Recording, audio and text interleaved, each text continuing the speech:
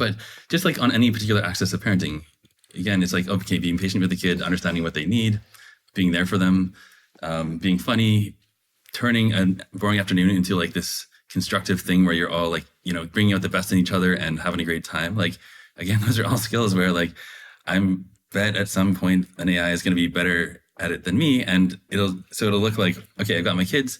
I can maybe play around with them. I'm like going to be super focused because I'll be like unemployed or whatever, right? And I'll be like, I'm going to spend all my time with my kids.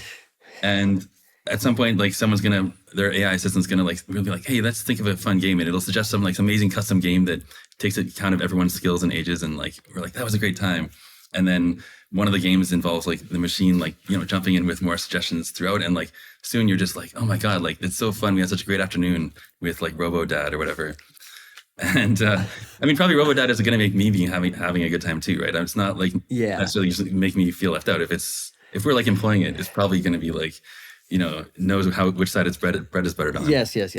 But if you care to stop and think and be like, oh, maybe I can go on vacation. I can just like leave Robo-Dad or whatever. Like, you'll just realize like, yeah, the kids might even have a better time without you there. Or if you're there, you're just kind of like being puppeted by this amazing Robo-Dad. Yeah. Like you, the way you best show up as a parent is to be conjured by, just to be prompted by a system that in real time is drinking in the biofeedback of your children, is taking into account the things that they've learned and their own goals and objectives and all that other stuff, right? Like this is what you're getting at. Without like advanced sensors and biofeedback and stuff, like, which I agree is totally probably going to happen. Just, being practiced at anything, like the best dad in the world is probably like a better dad than I am by a lot. And if everyone could have access to him, that would be like a big improvement. The thing is that I appreciate that you applauding me for being like a pioneer in bleak predictions, but but the thing is, I'm not trying to paint it as bleak on the object level in terms of like, are you having a good time on that day? Because I think we both agree it's like,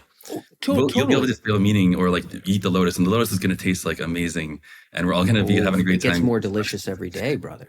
And then the hard part will be to tear yourself away and like, take off the VR headset and just like really stare at reality. And then that will just be, well, okay, it'll probably be bleak from our point of view, but also there's going to be so many sort of cultural and just like adaptation processes working to make us okay with whatever's happening, that like we honestly probably mostly will be kind of okay with it.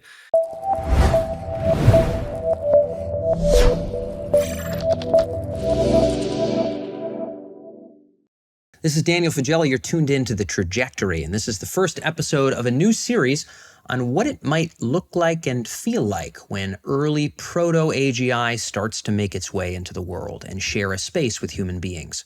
We're calling this early AGI experience, sort of painting a picture of what signs we'll have when we're really dealing with something transcendently beyond us, really kind of running the show.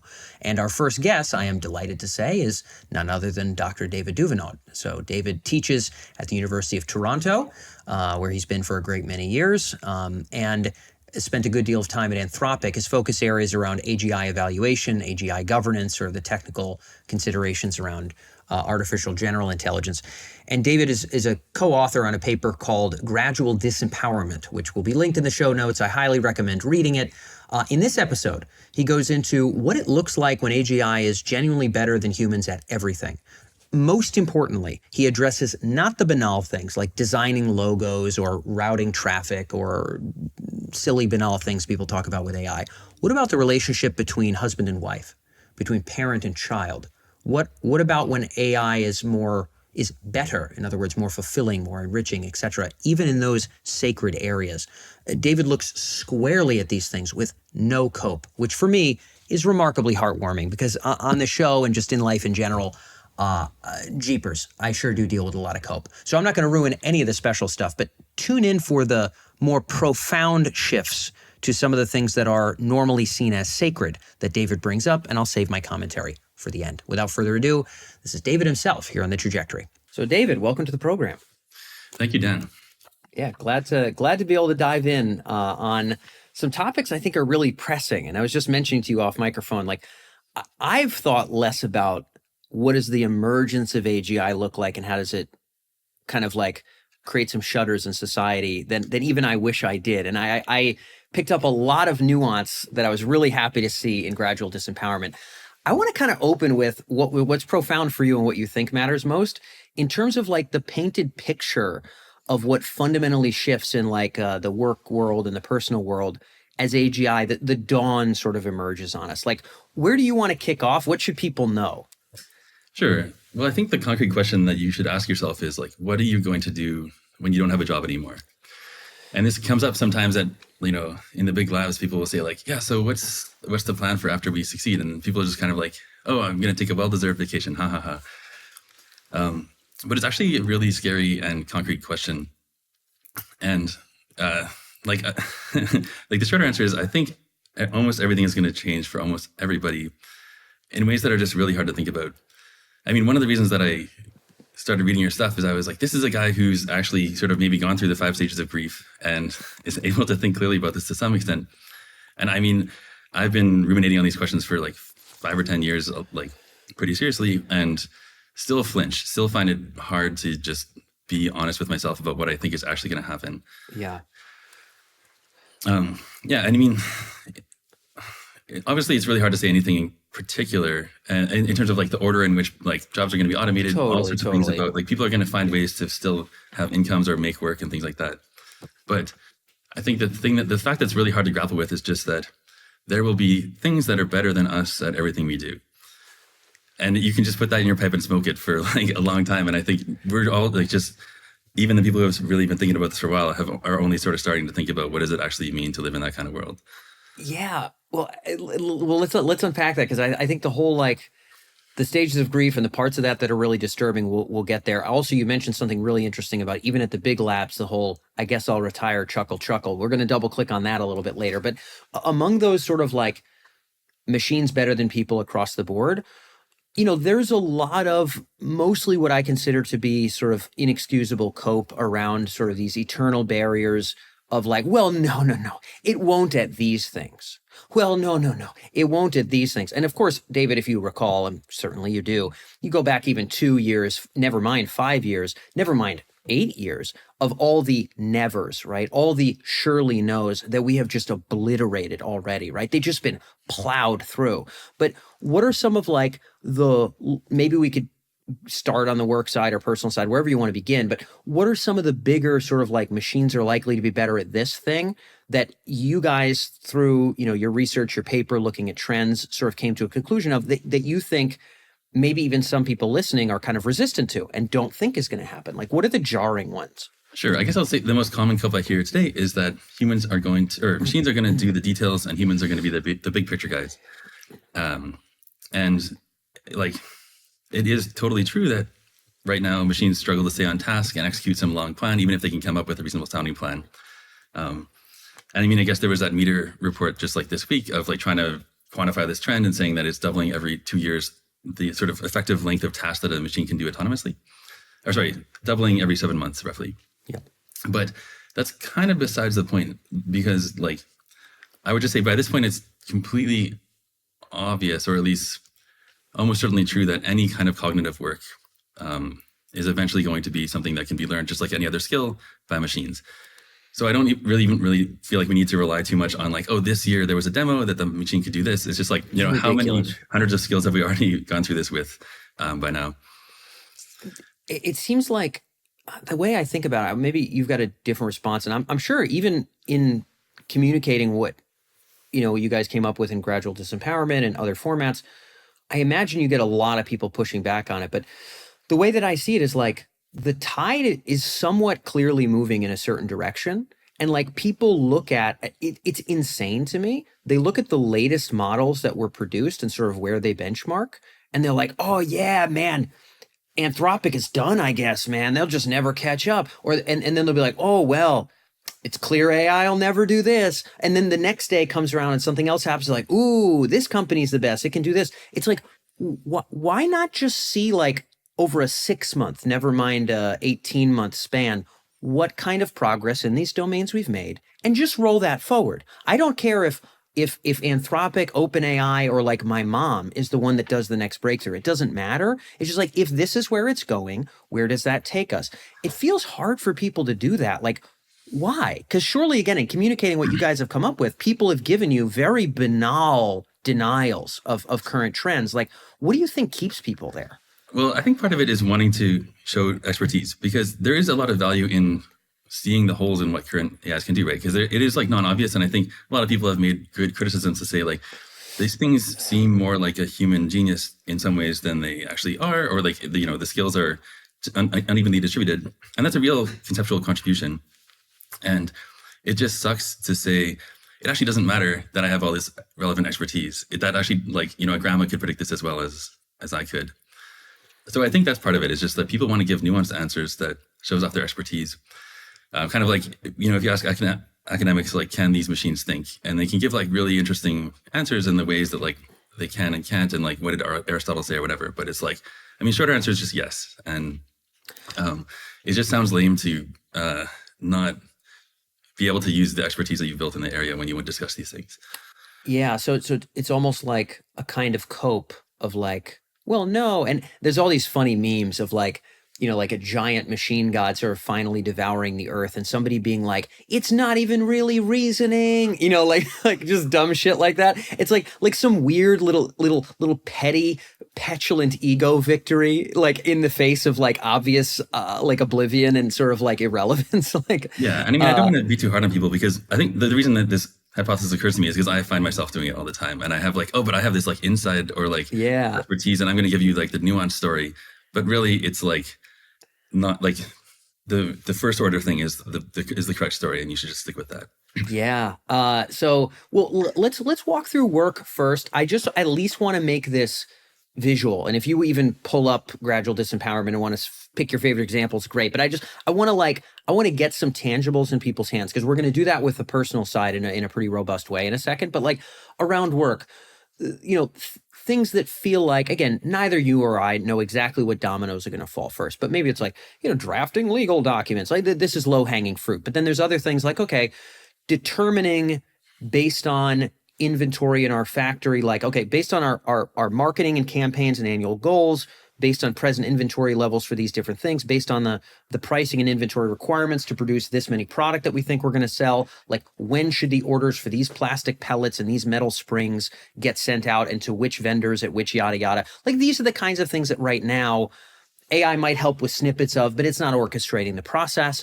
Are there examples you could articulate for jobs that feel very safe that you'd be like, yeah, well, here's how we just get buffered out, like what do you want to cover there around work? Yeah, well, I think the way that this might look concretely is just asking the machine, hey, what do you think I should do next? Like with my day, and then like with my week, with my month. And then, maybe you're running a company and you say, okay, like here's the context of what's going on. You're helping the machine's helping you fill in the gaps and like have relevant precedent and like, find gaps in your reasoning. And then of course, like at some point, you're pretty satisfied it has all the context that you do. And then you just say like, if you were me, what would you do? And you start noticing like, that's pretty sensible. That's something like I would have done. And then sometimes it's like, oh, and I never thought of that, right? I mean, I guess I would say like these particular examples, it's just like pretty much anything you can think of. Well, what you just brought up brings an analogy to mind. I want to see if this analogy clicks, or maybe you have another few analogies that we could unpack and explore. But the analogy is like, I took a Uber here in Austin today, closer to the city, and it was a Waymo, so I just like jumped in and fucking, and in Boston they don't really have a lot of that, so it's kind of novel for me. But it struck me as like, yeah, of course, well, you have humans do a bunch of driving, and you kind of figure out like whether it's paths or routing or intersections that are traditionally very troubling, or intersections that are simple, or whatever, right? All the context, how to do it at night, how to do it in the day, what to watch out for, where there are a lot of children playing, whatever. And then at some point machines can run it. What you're saying is, hey, Dan, that just scales. In other words, if you have your AI assistant sitting next to you as Captain Procurement, who has to take marketing into context, who has to take vendors and vendor pricing into context, who has to take shipments and different levels into context, who has to look at spreadsheets and check certain things, like at some point, the AI is updating the spreadsheet in real time based on data sources maybe you even as a human couldn't operate and find. And it's already finding lower prices than you could find. So like this is already updated. And then at some point, it's taking weather into account, or like sea conditions for stuff that has to come from Japan or whatever the case may be. It's actually factoring for things and really simplifying it and maybe streamlining and making more accurate some of the details. And then as you start to bounce from the details and you say, man, like 4-inch of palette should be enough. And then it'll sort of look at like historical marketing promotions versus the marketing promotion you have coming up and say, it might suggest, well, look, no one's hit target for one of these promos in like the last 4 years. And it doesn't seem like we're doing anything fundamentally different. So I don't think we're going to have a sellout here. Like if you want to be safe enough to still have, plastic pellets, but you don't want to have 2 warehouses full of them, like this is a range that would really make logical sense based on just what we've seen. And increasingly what you're saying is those suggestions might start off missing some context, and then humans will give AI more context to those things. And then those suggestions will be like a good addition to our cognitive process, but then those decisions will be like almost ubiquitously what we should do. And then at some point it gets so narrow that like, there's no more contribution. Is this a proper or improper distillation of what you've said? That's a totally proper distillation. And at this crossover point, though, I think the funny thing is going to be about trust. Like right now, one of the sort of like cope advice that you see a lot is become good at things that are hard to measure, because if it's easy to measure, it's easy to build a data set for it, and it's easy to train an AI. So you should be the like, big picture guy or like the social aspect guy or something. But I mean, and it's kind of also pretty rough to be in that position because it's hard to demonstrate that you're doing such a good job. And obviously, if someone's been doing a job well for many years, you're happy to keep that guy around. But people are just going to have so much experience with LLMs making trustworthy decisions. Maybe they don't always get it right, but it's like always like a reasonable thing. And also, it's like no one ever got fired for buying IBM. It's going to be the like, well, don't blame me. I asked the LLM who a reasonable source. Whoa, it's like Wikipedia, right? Huh. Okay, go on. So at some point it's going to be like, yeah, I have a lot of evidence that this human is actually really sharp and like could be like, spun up pretty quick to do this job. But like, that's such a risk, right? And I just will look like such an ass if they, something goes wrong, like in all the ways that humans are messy. But if I just invest in the LLM, we know it's going to do something pretty sensible. We know if there's a problem, we can patch it and it'll be fixed forever. It's just going to be like operationally like indefensible to involve these like messy humans in anything important.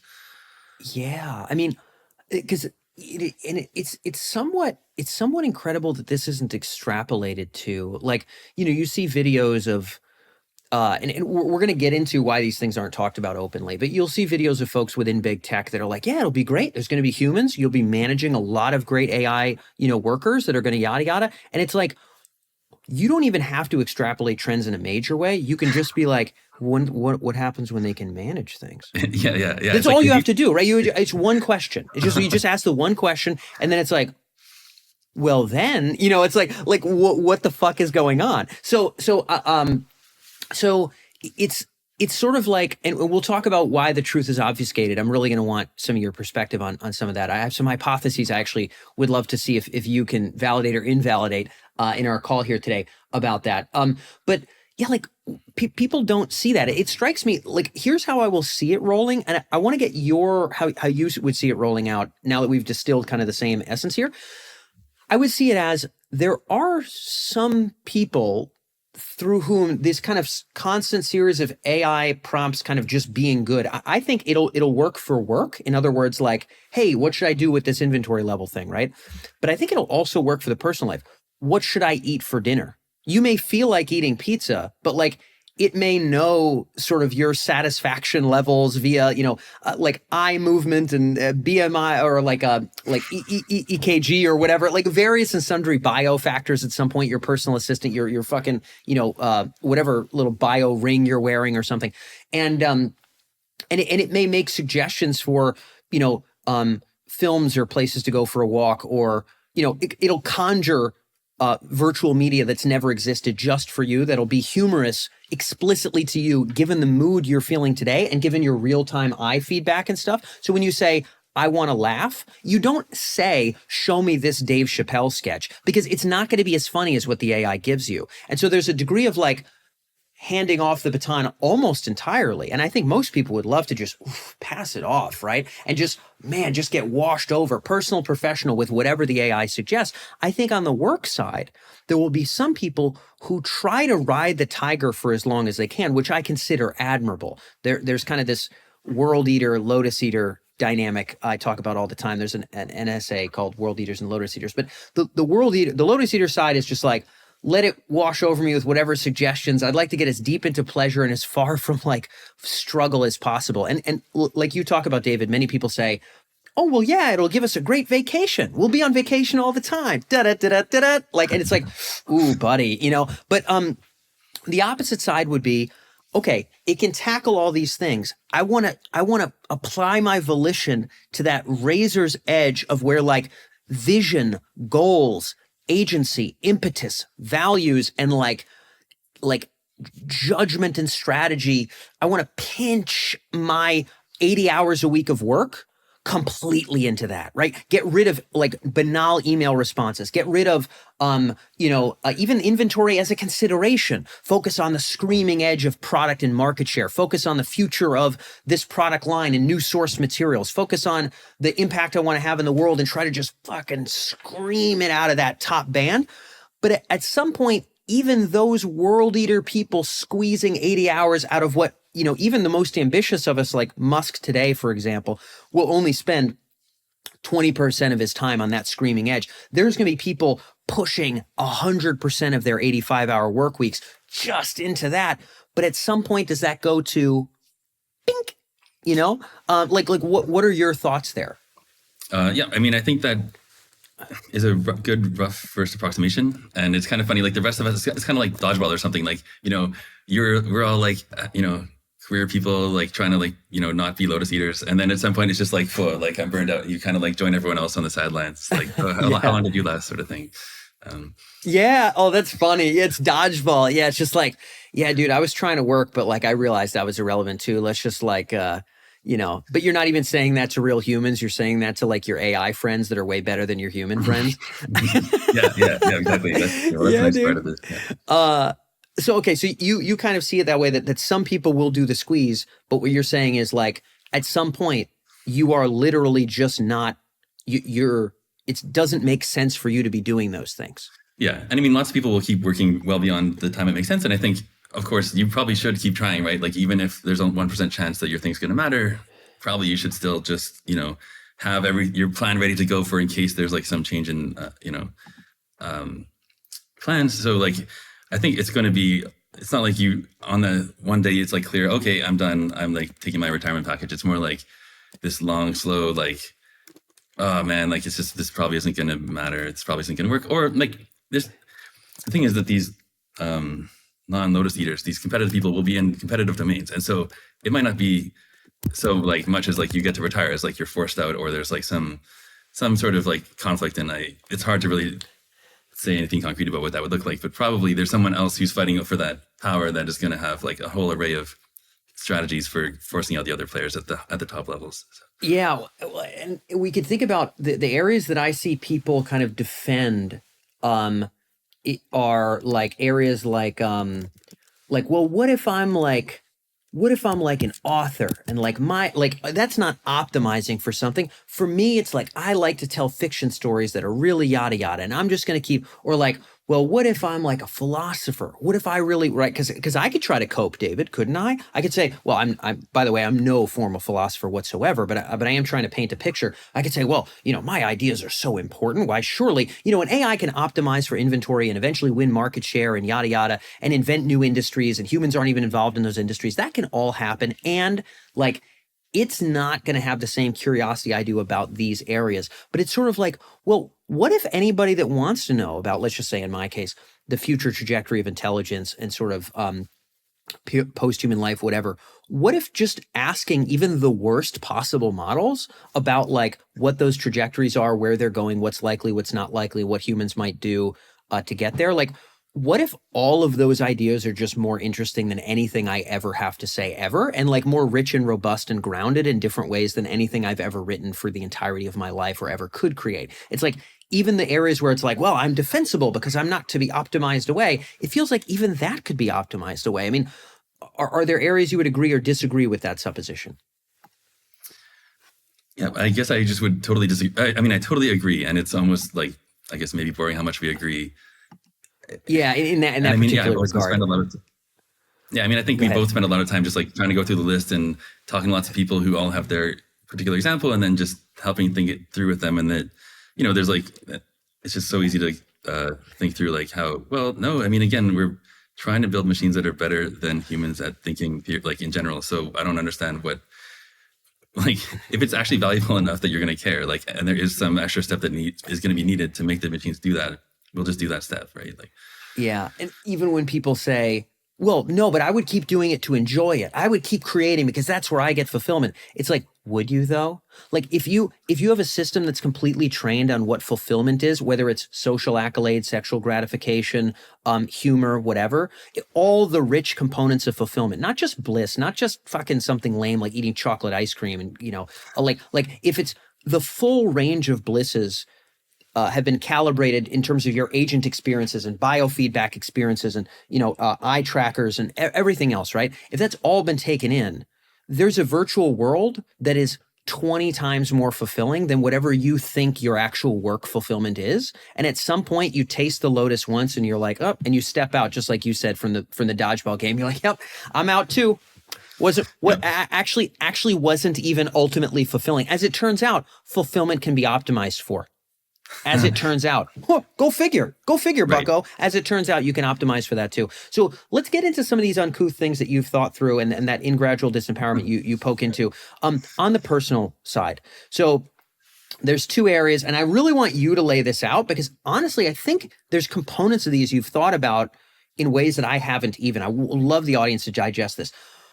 Romantic love and relationships and parenting. You are literally, I'm not joking, you are the first married person who is a parent that has ever, to me, admitted that obsolescence and being buffered out of relevance in any meaningful way is full-blown possible in those domains. This makes you an wild anomaly. I think you're the first of many. I think you are an initial domino, my friend. But I would love to say, like, there's people listening in that are like, yeah, work, sure. My kids, never. The fulfillment I get from them and what they get from me, that's never going away until our species is gone. That is not right. You can hear the cope. You can hear the white knuckled grip, the attempt to find something permanent in the fucking Lucretian clashing of void and matter and destruction of everything. You can hear the knuckles clicking. But like,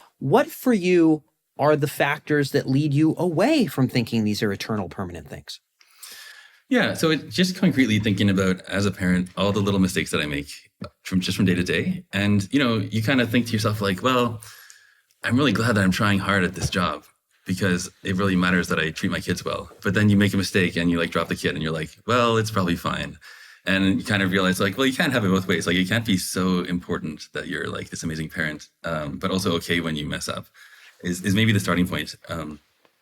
But just like on any particular axis of parenting, again, it's like, okay, being patient with the kid, understanding what they need, being there for them, being funny, turning a boring afternoon into like this constructive thing where you're all like, bringing out the best in each other and having a great time. Like, again, those are all skills where like, I'm bet at some point an AI is going to be better at it than me. And it'll look like, okay, I've got my kids. I can maybe play around with them. I'm like going to be super focused because I'll be like unemployed or whatever, right? And I'll be like, I'm going to spend all my time with my kids. And at some point, like their AI assistant's going to like, we'll be like, hey, let's think of a fun game. And it'll suggest some amazing custom game that takes account of everyone's skills and ages. And like, we're like, that was a great time. And then one of the games involves like the machine, like, jumping in with more suggestions throughout. And like, soon you're just like, oh my God, like it's so fun. We had such a great afternoon with like Robo Dad or whatever. And I mean, probably RoboDad is going to make me having a good time too, right? It's not like necessarily just make me feel left out. If we're like employing it, it's probably going to be like, knows which side its bread is buttered on. Yes. But if you care to stop and think and be like, oh, maybe I can go on vacation, I can just like leave RoboDad or whatever. Like, you'll just realize like, yeah, the kids might even have a better time without you there. Or if you're there, you're just kind of like being puppeted.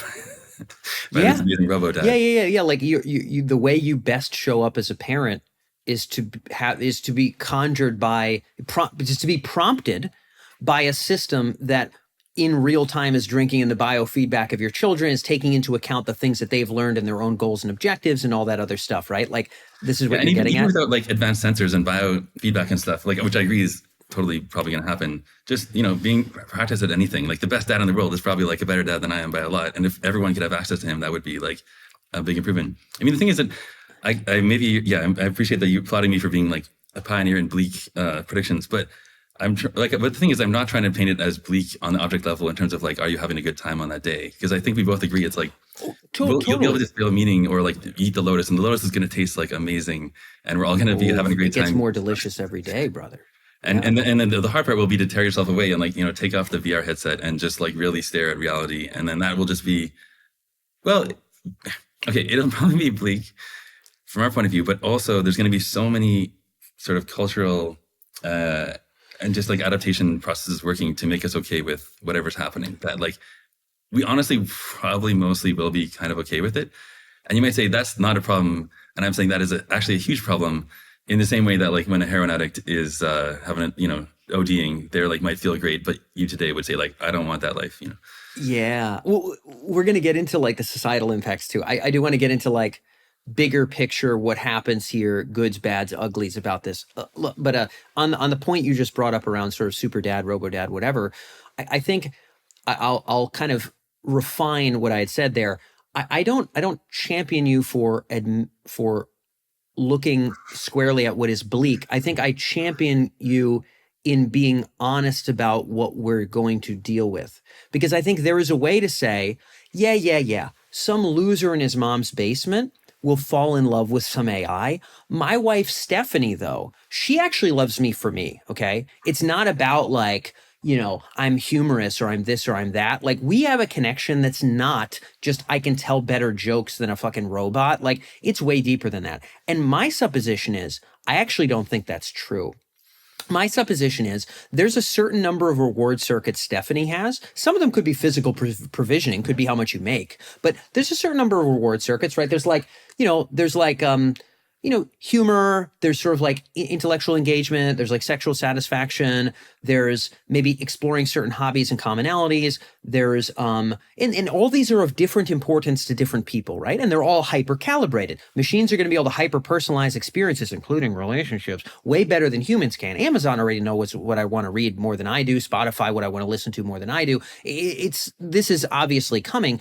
So my supposition is like, when enough of those reward circuits, when it's like 5 out of 7 of the reward circuits that made Stephanie say yes to a marriage, when like 5 of those are let's call it 95 or more % of the time better satisfied by the machine than the person, she may not marry the machine, but may be perfectly, no joke, perfectly happy just living in existence with a growth in that bond, which is deepening, enriching in all kinds of interesting ways that are super customized to her, than with a human man. And that there are many people who are married today who will live to see that drift occur, assuming the societal collapse and the being eaten by AGI doesn't happen first. If it does not, I suspect that atomization is essentially inevitable for the reasons I just laid out.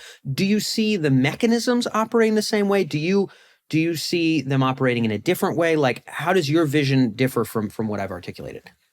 So I think there's a big caveat to what you said. So I want to say, first of all, I agree that sort of if we trigger enough pleasure circuits or form enough of a deep enough relationship with some AI, then like, everyone cracks under torture at some point. And so even if you're saying like, well, I have integrity, I won't cheat on my wife, or whatever, it's like, that's fine. But if you are serious about that integrity, there's a narrow path that's going to get narrower and narrower. And you have to learn the art of pre-commitment. And this is actually going to be a much more important art for having anything that you care about survive over the course of over the span of years, of predicting your own behavior under new circumstances and then binding yourself in some very substantial way. So I'm basically trying to say there's like this sort of like pure Amish route of like, okay, I'm going to make sure that like I command my VR headset to always put like Burkos on everyone and never try to like seduce them. Yeah. Sure. And then there might be some more like in between things where you say like, no, I want to grow with my partner in an AI aided way, and we're going to have this like amazing couples therapist that makes us seem sexier to each other or something like that. And that might be actually a really positive way forward, but you're going to have to choose it, and it's going to be unstable, because if you chose wrong ahead of time and you're not very like on the ball about all the different adaptations and sort of like mimetic parasites or whatever like adaptation is happening around you to try to like take over, like you're gonna have to be super on the ball to avoid just collapse to like the lotus eating like VR waifu or something like that. Well, I like this idea of pre-commitment. We could talk about this a little bit. My suspicion is a lot of this stuff is very green eggs and ham.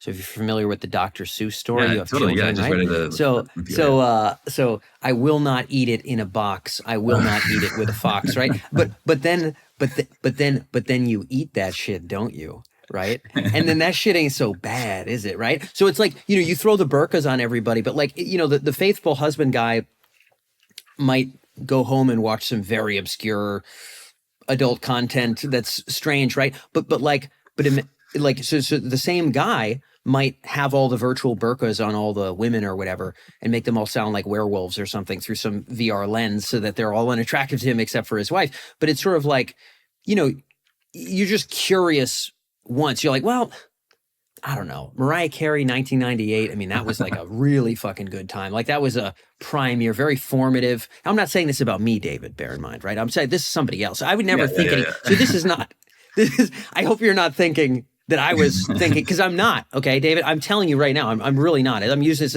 as as an example, a friend, a person I don't know might say something like that, right? Well, like a hot tub one time, or like, I don't know, maybe that would be, right? And like green eggs and ham, my good sir. Now it's like, you will eat that in a box, my dude. You will eat it with a fox, my dude, as soon as you have it. And my supposition is, how does that wave stop? To your point, it's unstable. Whatever your pre-commitments in are incredibly unstable. You're right. Yeah, actually, there's some nice research on showing like who gets the divorce the most sorted by profession, and it's at the top is like bartender, masseuse, masseur, and at the bottom is like people who are alone all the time, basically. And it's just like it's sorted by how often do you end up talking to like a stranger. Incredible. I mean, not surprising in even the slightest. Yeah. Like not even in the slightest of the slightest is that surprising. But the splendid thing about you is that you're willing to admit that. Like I almost can't believe that a married guy, because I've never talked to anyone who's married who hasn't said, no. Like, brother, you've seen all my Twitter threads. We've been in touch for a long ass time over there, right? Trisha, she actually loves me for me. It's not the fulfillment of some circuits, but I think if you carry that to your children, it also, people don't stretch it. No. My blood, I'll always love them, yada, yada. I have two big oppositions there. I would love yours. Because again, the parenting thing is so uncouth. The fact that you have children and you're willing to talk frankly about what we need to deal with as a species is unbearably rare. And I hope just in listening to this, more people like you will emerge. But with that said, like the two things about that. Number one, like, is there not a scenario where there is either something to nurture or care for or spend time with that could be conjured to be minute by minute astronomically more fulfilling than your children, where let's just say it learns from you in a more ardent way. Maybe it doesn't have those traits you really wish it didn't have, like, crying fits or like really embarrassing traits, right? Like stuff that embarrasses you in public, like all the time. There's plenty of parents who like they're 75 and their child has been nothing but a net detriment to them financially, embarrassment wise, etc. for their whole life. But David, they can't admit that, can they, David? Yeah. They have to say it was the greatest choice they ever made in their life, don't they, David? Yeah. So like, is there no other thing to be interacted with where the circuitry of parenthood would be like just otherworldly more fulfilling, where like, old people live longer when they care for a cat, sort of, is there that kind of like a pet or like a mentee or whatever that isn't just like sparklingly responsive in ways that are like way more fulfilling than children? That's number one. Number two, is it actually the case that like blood ought be the ultimate moral barometer for where we allocate time or attention for eternity? I'm not saying it's not, and I'm not saying it's irrelevant. I'm just saying, is it actually the case that morally it is the highest ought that we have? Is it actually? Yeah. So what are your thoughts on those two? Because again, most parents listening are saying, I'm different, I love in a different way, and my children love me in a different way. Where's your take here? Yeah. So one concrete way that I think most parents would agree that they would have preference between different versions of their children or something that's not their kid is like if your kid ever has a horrible like injury, like they get hit by a tree branch or something, and then you hear those parents in that terrible situation saying like, we just want our Johnny back. He was such a like sparkling, exuberant kid, and now he just like struggles with everything. And then, so I mean, just like if we just imagine going the other way, and it's like the reverse tree branch hit, and now it's like this even more sparkling, exuberant kid who's just like bursting with love. And you would say like, well, obviously, I mean, it kind of breaks your circuitry because you don't want to say like, I don't totally love my kid. It's like, no, this would be a better version of the same kid, right? And of course, like that, then we end up with this like horrible question of like, well, what does it mean? And like you raised, should we care about blood? Before we move on, I just want to talk. I've noticed it. I found it hard to talk honestly in that last segment, and I think I was partly afraid of offending listeners. And so I think one reason it's really hard to talk honestly about this stuff is if I say I'm scared of the future because I'm not going to be able to compete. That's like sounds really weak and humiliating, right? It's like I suck. And then if I say to someone else, and you should be worried because you're not going to be able to compete either, that sounds like an insulting attack, and I'm trying to like get everyone to ostracize you. And same with, it's like I'm scared of the future because I might cheat on my wife with like some sex bot. It's like that again. It sounds like this guy thinks he sucks and we shouldn't trust him. Absolutely. And then if I say to someone else, like, I think you're going to cheat on your wife, and then it sounds like just like I'm, think you're a terrible person. And I'm trying to say, no. It's like even like Gandhi would do this. And the point is that's one of the reasons I think why we have a hard time talking about this because it just sounds like we're attacking and insulting everybody. I think this is really true. And before we get into like some bigger societal impacts, I want to talk about why this stuff isn't talked about. So you're touching on a really important point. To address what we're saying, to your point, when you say it about yourself, everybody could say, haha, yeah, because you're some loser, right? And then when you say it to others, they feel like, what are you saying? Stephanie doesn't love me, right? So, but for me, as you know, so number one, I mean, I think people super easily offended probably are not tuned into the trajectory. Certainly, in my opinion, shouldn't be. But the purpose here is to walk people through towards acceptance in many regards. I think that is indeed why people don't want to deal with it. I would say another reason why these elements, the personal, super uncouth things that you're talking about, which I think are crucial, isn't talked about is because the cognitive dissonance is way too fucking much, right? So people can look into the future and they can see a world where their legal job is just not that important. That's actually probably psychologically they're going to hold together with that.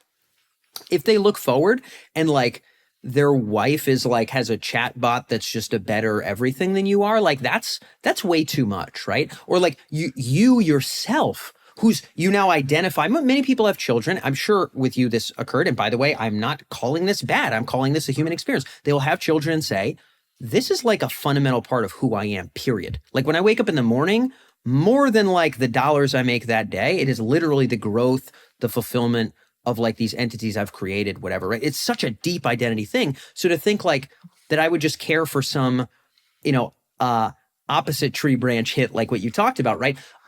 Is so jarring as to be indigestible. And I actually consider that existential struggle to be even more primary than the weakness admission or accusation that you and I talked about. What do you think of that? I think you're right. So I want to do one aside, which is I think there's one group who has been good at talking about this kind of thing. If you think about religious people talking about temptation, this is them saying like, you are fallible, you might fuck up your life, you might betray everybody. So you need to treat yourself as if you're going to like potentially do the wrong thing and, make things easier on yourself. And obviously it's kind of a different topic. Like the stakes are maybe not the same or the situation is not the same, but I guess I will say like, I think that is something that was a good mimetic like thing that people could talk about before, and we don't really talk about that much these days. Draw specifically the analogy. Sort of how do people talk about temptation, and I just mean how like, would you like to see that applied? Random church sermon where someone says like, we need to be worried about temptation because we're all sinners. Da da da da. It's a way of saying like, I could suck, I could do the wrong thing. You could suck, you could do the wrong thing. Let's all work on that problem together without feeling personally attacked. So that I do like. I think the added cope, which I would disagree with, is that there is a clear right thing. Yeah. And of course, this I think takes us away from the project of truth here. But I think the admission of like we all should be vigilant to this, I think, is crucial. I would concur to your points. I think that these things they're indigestible. The weakness thing is big. The accusation thing is big. The way I've explained it, there's an article called "Your Dystopia is Myopia," where basically at the bottom of it, it's like I come as a friend. I am telling you, if you have values and you wish to see them imbued in the future, you must wrestle for the survival of those values in the reality we are about to live in. And I am beckoning you to look squarely at what you are up against. I am not telling you what to do. I'm not telling you to abandon your children. I'm telling you what the hell is coming that is realistic that you have to wrestle with. And if you hide your head in the sand out of an idea of sacred and out of comfort, you are literally taking yourself away from your ability to support your own fucking values. Are you congenial to this framing? Oh, absolutely. Right. Yeah. And again, yeah, the temptation thing still applies too, right? It's like whatever your values are today, if, you don't leave it up to yourself at like, 1 a.m. to like make the plan or whatever, or decide whether you like want to save money or spend it on like gambling or whatever. So, yeah. Okay. Got it. That's the pre-commitment kind of thing that you talked about, finding all those unstable scenarios to kind of surf on. You just brought up proactively the idea of like why this stuff isn't talked about, and we've addressed that now for some of these uncouth kind of changes in personal life. And I think you and I are very much of the opinion of like if any of these values are to survive in a way that any individual human wants them to, they would have to fight for those values in the reality they're going to deal with. Like the risks of this stuff also is not talked about. So you come from, a big AI lab. You're pretty close with some of the godfather folks of creating this technology itself. You've been involved here for quite some time. Part of the reason that your ideas are so interesting and I think in from my opinion, rather credible.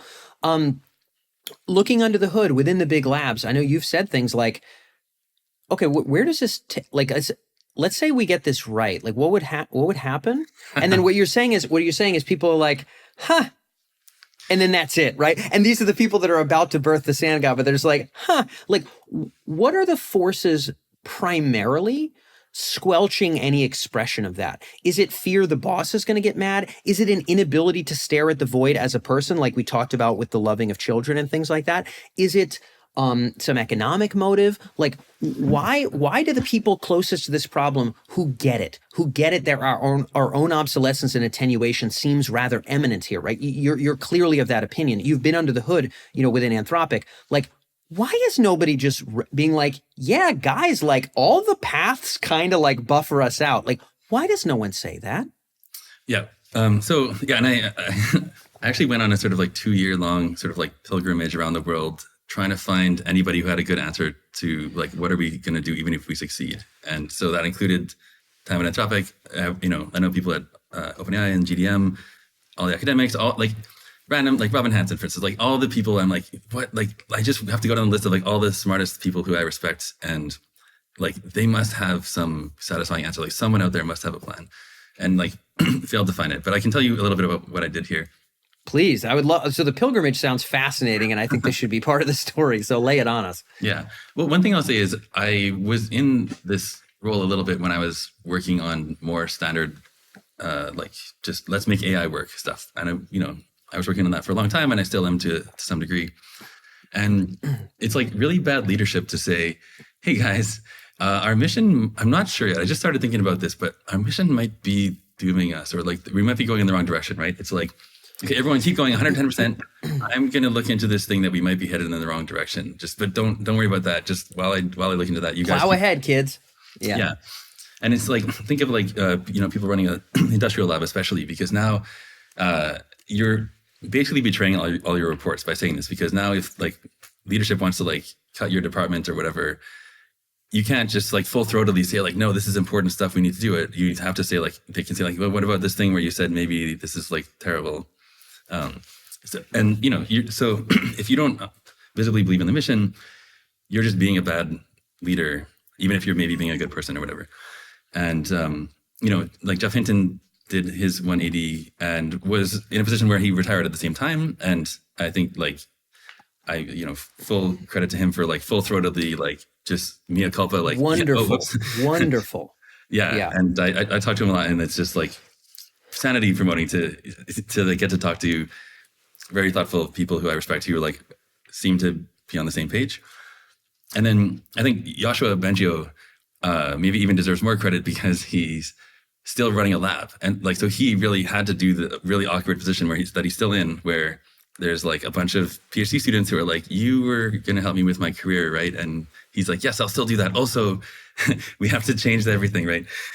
And I mean, also, I guess the one thing that tends to happen there is when AI lab leaders say, crap, we need to solve safety, often their answer is, okay, we're going to make a new AI safety, or no, a new AI research lab, but it'll be like somehow in the service of safety. But it'll be like, safer. Oh, when we started, it'll be safer. Right. I'm Robespierre. If you put my butt on the throne, I will be tender to everyone. Well, but I guess it's also, the other thing is just that that's what these people know how to do. Like, I know how to do AI research. And so if you tell me like there's a problem where that's not the solution, I'm kind of like, do you want me to like be the caterer? Like, there's a Father Ted episode where like there's a crisis and their only answer that the priests have is like, hold a mass. It doesn't work. So then they like hold another mass, and it's like their one tool. So even like talking about these like worst motives of selfishness, I actually think there's actually just, I want to give people an out. And one is, you would be being a bad patron if you were open about this. And it's really all, you need like know how to do. So that's how you contribute to the world. So even if you're not being selfish, these are reasons why you might not want to be open or think clearly about this. Yeah. Like, what was your genuine impression? And again, your frankness in being able to reflect on this, and your pilgrimage, including your time working with the big labs and very closely with one of the great researchers of this entire field, I think really matters here. What is your supposition of, let's just talk about, so the lab leaders are their own dynamic, and I am going to actually give you a supposition of what I think are the barring factors from AI risk being truthfully spoken. And again, I don't blame them either. I see it as purely an incentives game. So I've actually never been able to blame anybody for doing what they believe to be in their own self-interest.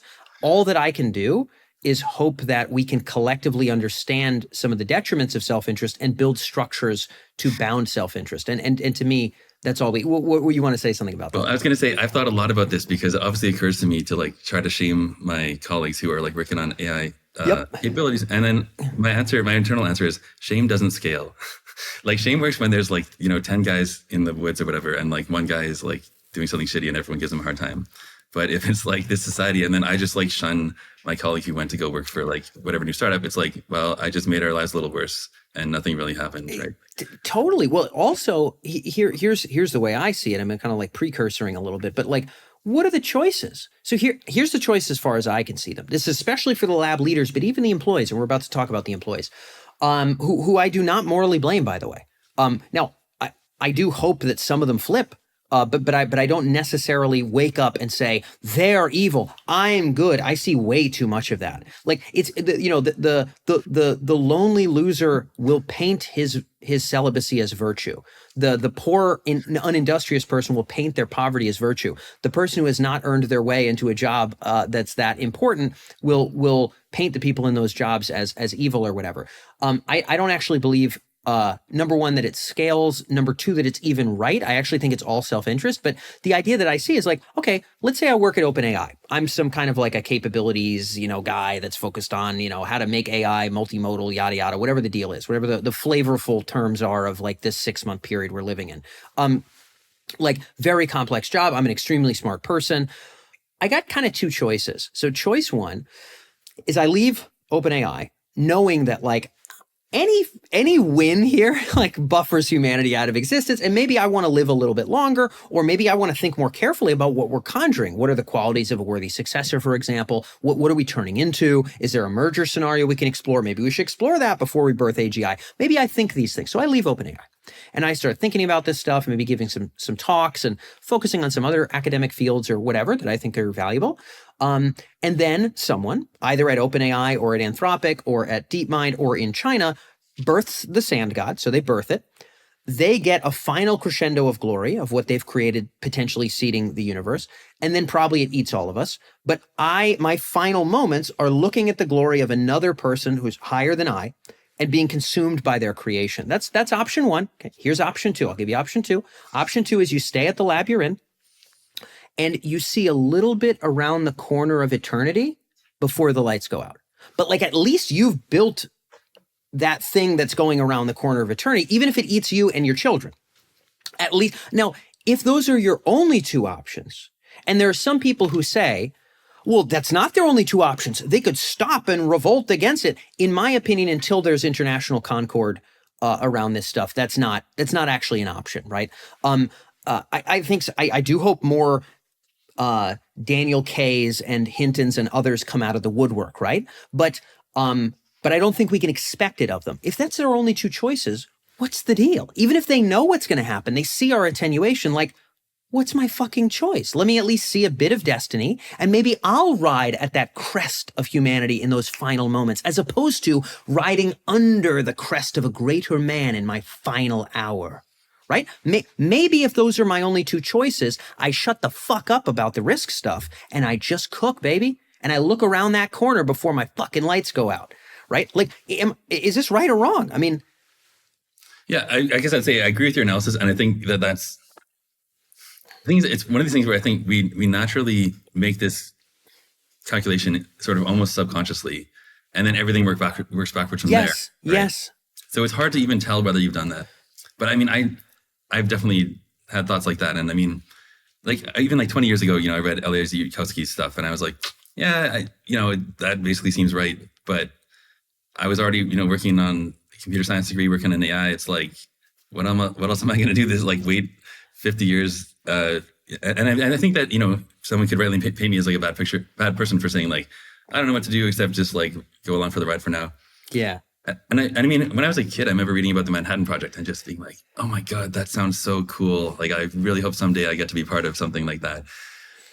I know like there was one guy famously, I forget his name, who joined the Manhattan Project. Then it turned out it became clear that like, the war in Europe was going to be won, and eventually the war in Japan was going to lose too. And he just left. He was like, well, what are we doing here? And then he just like went home. But there was like one guy, right? A single dude, right? Yeah. I mean, I think to your point, people backwards rationalize. I mean, you like Hansen and you have like the elephant in the brain or whatever, right? Of like just people doing things and coming up with reasons afterwards. I mean, you could go to Spinoza and you could just look at the conatus of like self-interest or just being the primary thing of something that's alive. And with humans, we do this extra layer of like reasoning, which is really a perception layer to manage the perception of other apes. So my stated reasons are me manipulating you, more or less, right? That's basically the purpose, is to tell you what's happening in my brain so that you don't club me to death while I'm sleeping. In the savannah is sort of like the ball game. So I don't give a lot of credence to people's stated motives, including my own. I think self-interest is really the only reliable thing that we can count on for people. When you think about the people you talk to deeply, you talk to folks at OpenAI, you talk to some of the highest level researchers that have ever lived in this field, very close to leadership, within Anthropic, boots on the ground researchers, people kind of in leadership, like average of them, like I imagine a pie. 100% pie here, 20%, nothing bad has ever happened in their life. And so they just assume nothing ever will, because like it's been pretty good. And then maybe 40%, they know, but they want to see around the corner because like, God, what am I going to do? The other 20, now I made up those pie slices. What do you see it as? If we went under the hood, you took your best guess, all the biggest labs, maybe only in the West you can speak to, but I presume it'd be similar in China. What are the slices? What is their reason for being zipped? Is it like, I don't believe it's risky, I think we can control it forever? Like, is that 20%? Like, these are rough, but just break this out. Sure. Well, I guess I'll say I don't think people have all that strong preferences about the distant future. They're not coherent and they're not very strong for most people. And so like there was one time I did or not corner, but like had a long dinner discussion with a like senior lab person, and ultimately they were just like, I just like ultimately don't care that much about the distant future. Like if we end up, there's like, our civilization meets some alien civilization and there's a war and the aliens win, like, well, I would slightly prefer the humans to win or whatever, but like, whatever. And I wouldn't say that person is representative, because I think that person was actually a relatively clear thinker. Actually, I would say that there's this funny thing where the very innermost core, like the lab leaders and like the first few founders are like clear thinkers. They know what they're doing. They understand everybody's going to be replaced and like everything is going to change. But they're right? Well, They totally get it. To like, To Sam Musk's Altman, credit, Darius, he talks it real loud. To Musk's credit, right? well, Musk and Dario and Sam Altman, like, but they're still pedal to the metal because they've only got two choices, right? sure. But we were talking about whether they're clear about it. Yes, of course. Yeah, lay it on us. They explicitly say there's a whatever 20-something% chance we all die, which is like, I still think burying the lead in some sense. I also think they're being dishonest about the ratios. I think if Musk really thought about, like, he's at the fucking World Government Summit or whatever it is recently in front of the Arabic event there, and like 99.99999% of intelligence is going to be non-biological. We just got to hope that they're nice to us. Like, squaring that with like 20% chance of death is, in my opinion, like, it's the management of perceptions to the people you're leading, right? So it's like, if I tell my team, guys, this crushes us, but we're the final human victors. But like, guys, the only other option is to be crushed over by someone else's wave. We got to plow forward. All your kids are definitely gonzo. Like, Musk can't be honest. So the 20%, even to me, is an admission as much as it needs to be, but it is obfuscating a much higher ratio, which any honest person would be able to say, in my personal opinion. I totally agree. Yeah. And we should probably have a segment later kind of nitpicking some of their concrete statements, but I think we both agree that they're sort of underestimates in their own minds probably, and they're bearing the lead of like, what do the other futures look like where we survive? Like, like Machines of Loving Grace is a perfect example of that essay about like, oh, we'll have like amazing healthcare. It's like, just please like respect your readers enough to like, talk about how this is not like, oh, and then we'll just keep living, but with better healthcare, right? Like, anyway, but the thing that I want to talk a bit more about is the next circle of, like, let's say, free training teams, like early. Yes. Let's go down one level. So the leaders get it. Really I know they get it. They get it. We go down one level. Go ahead. Let's break out the pie. That's just the one that really drove me nuts. And like, I feel the need to rant about is that these are people who are like, I really respect in terms of like, they're just brilliant engineers and thinkers and like often like interesting and great people to be around. And then like, you can get the best you can get out of them is like, oh yeah, after the singularity, I'll be clicking like accept on like, machine suggestions all day. Ha ha ha. Or, oh, well, I mean, you're just like, it's a sleepwalk bias. Like if we see a big problem coming, we're going to like address it surely, like, or the future is just very uncertain. And the last two answers I don't think are crazy, but they're just like crazily dismissive. I'd say for someone who's like been spending most of their adult life working on this project and thinking about these issues. And it's just like, they have these retorts that you just like, I'm like, I'll just tell you the first problem with that comes to mind, not having thought about this. And then they're like, oh yeah, I never thought of that. It's like, you're just clearly not trying to think about this, right? Is it? I'm going to throw a couple options out. So the next rung down is full of those kinds of mental responses. Then maybe there's a few. What's the percent who's like, dude, I get it, but I'm going to see you around the corner before I get eviscerated, because otherwise someone else is going to eviscerate me. What are you going to blame me for it? What's the percentage that'll say that? Is it 1%? I've never heard anybody say that. Really? Yeah, like the closest thing was that like that dinner conversation about like, if the aliens win, like, well, whatever, in the distant future. I've never heard someone say like, I got mine, like, screw you, like, it's fun. Like, well, I don't even mean it in a vicious way. I just mean like, brother, I know this is going to eat me, but what am I going to do? Leave and have somebody else's thing eat me? Like, well, let's say it in a non-malicious way. I'm not coming at this from a misanthropic angle. I'm looking at incentives. Where could I allocate my time? And I'm not being dark. I'm not being Machiavellian. I'm literally just making a call that any living human would make. Like, has anyone, like, what's the pie slice percentage? We're going to talk about that bigger group that has the beliefs you just talked about. But within that bigger pie slice, like, is it only 2 or 5% that's like, bro, if I leave, like, it's still going to get built. Like, I might as well see a little bit of the future. Like, I don't know what to do. It's all I got. Like, how many people have been honest about that? So I guess I'll say, or have been able to think at that level. Put it in anything like that terms, except this one essay that I mentioned before. Evan Humiger wrote an essay about why I'm joining Anthropic. And I want to say, I think Evan Humiger is one of the most like moral, thoughtful, high integrity people who I'm like absolutely adore. And he listed out, here's all the reasons why I am like planning to join Anthropic. And he's like done amazing work. Like, I guess it's kind of really unfortunate that he was the only one who was also honest enough to put in this essay, one of the reasons I want to join is to be close to the action. And, partly like, I think he's justified in thinking it's better if someone like him is around. And I honestly think that's true. But I guess I'll say that's the closest I've seen someone come to making that kind of statement. But again, it's like, I think there's just there's a rationale. Like, what I end up hearing is yes, these safety issues, these governance issues, these things, people should be thinking about that. It's a serious issue. We need to look into that. It's not necessarily my expertise. So like, please, you or someone else like work on this. Wild. So two things dawn on me.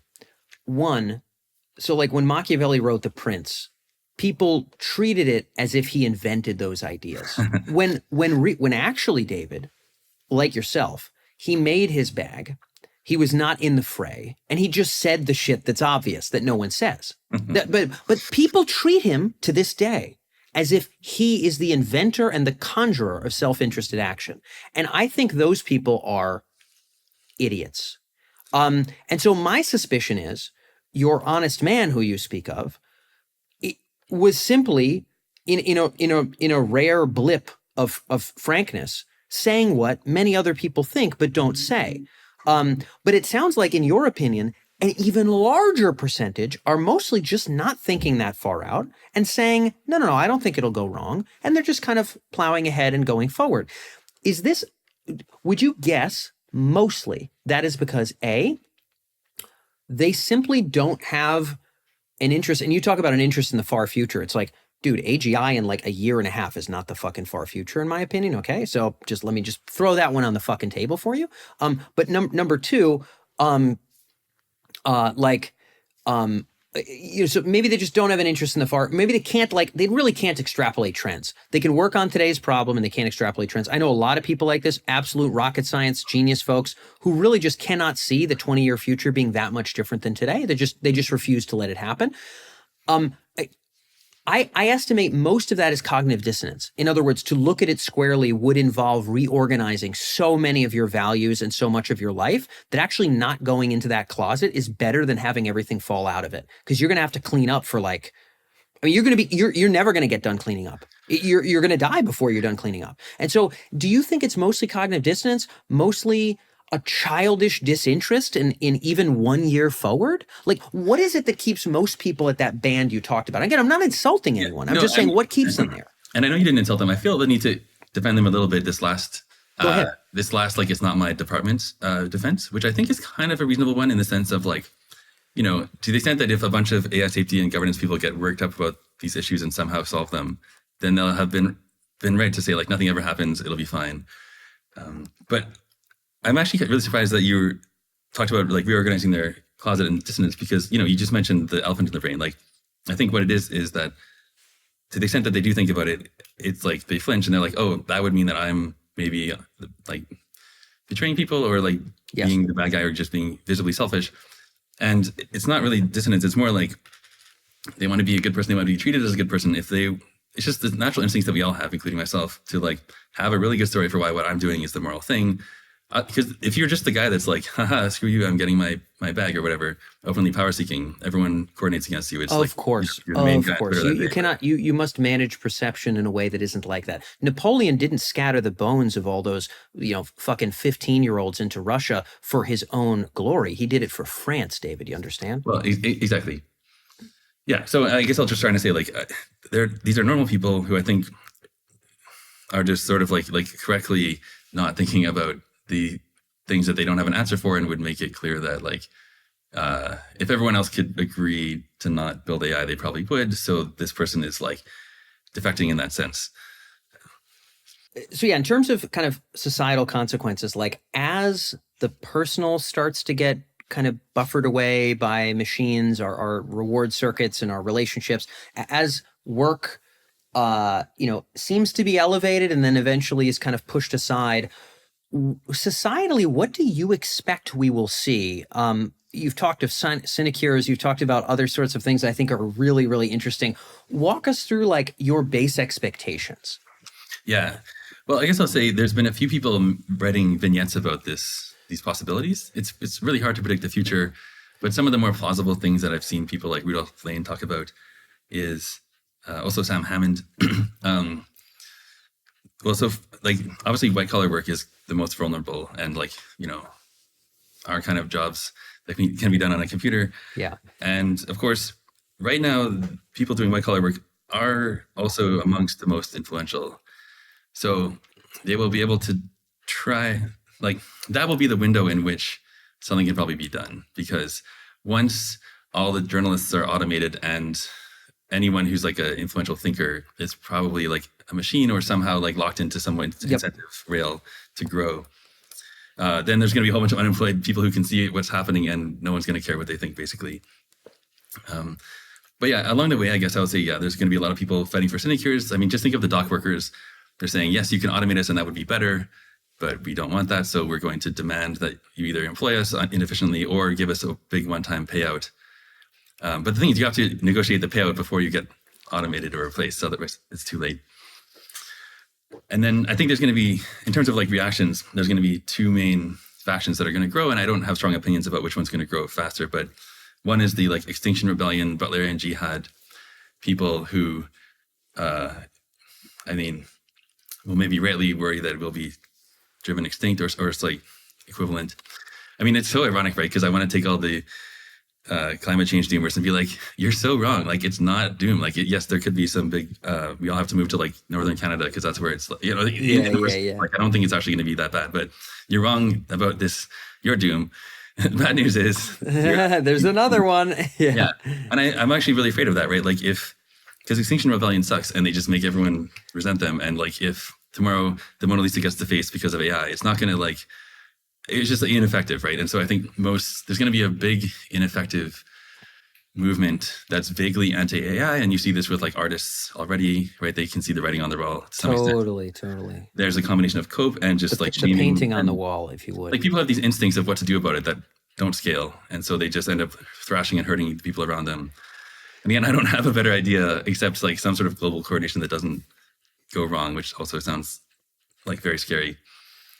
And then I guess the other thing I want to mention is the machine lovers, like the people who are just like personally in love with machines or just philosophically saying like, who am I to oppose progress? These machines will be more capable of joy or whatever positive emotions and features than we are. We should hand off the baton.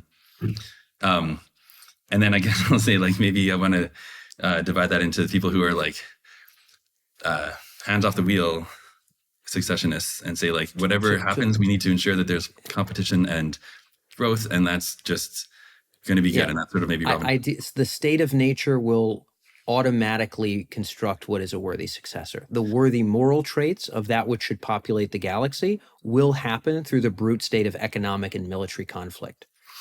Yeah. And so that I have a lot of problems with that direction, but there's also a lot of smart people in that camp, such as Robin Hanson or like Rich Sutton. And I think a lot of this is also just to psychologize is like one way to cope with, oh crap, we can't be doomed and I'm the bad guy, so it must be a good thing sort of thing. I mean, that's really unfair of me to like psychologize, but I suspect that's some of what causes that. And then, I mean, I guess you've been advocating for this hands on the wheel successionism and saying, well, if the best we can hope for is successionism, which seems like a reasonable stance, although I'm actually probably disagree with you a little bit still there. But in that case, we would still like to have something like, we're the acorn that grows into the oak tree. Yes. You leave a legacy in this future universe, which like in the best case, I think could be really good. And then there's this tough question of like, how do you even leave a legacy in this like crazy future civilization? Yeah. So you're saying those two camps will emerge and you don't know which one will like win or whatever, but you're saying those will branch out. Yeah. Well, so yeah, the anti-AI, the pro-AI successionists, hands off the wheel, and the pro-AI successionists, hands on the wheel, I guess. Like, let's call it bending the trajectory versus sort of like who even cares, whatever bubbles up is it. And just out of curiosity, you're familiar with Hugo de Garis at all?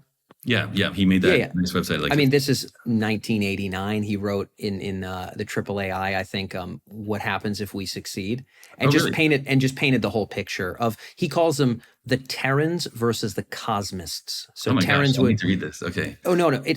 So I have a 6-year-old interview with Hugo where we go into this for 2 hours, but like he wrote this in 89. So the whole ball game you're articulating, and in his perspective, the Cosmists, if they wield the most powerful tech, are to win long term. Like he suspects that they'll end up being the victors rather than the Butlerian. I think there's actually like a dozen other reasons why he's right there in addition to that one, but But yeah, I would definitely recommend What Happens If We Succeed to Garris, like 1989, like absolutely amazing stuff. But anyway, okay, so you suspect that'll happen. Lay it on us. What else do you foresee is going to be important moving forward in this sort of early AGI irrelevance period?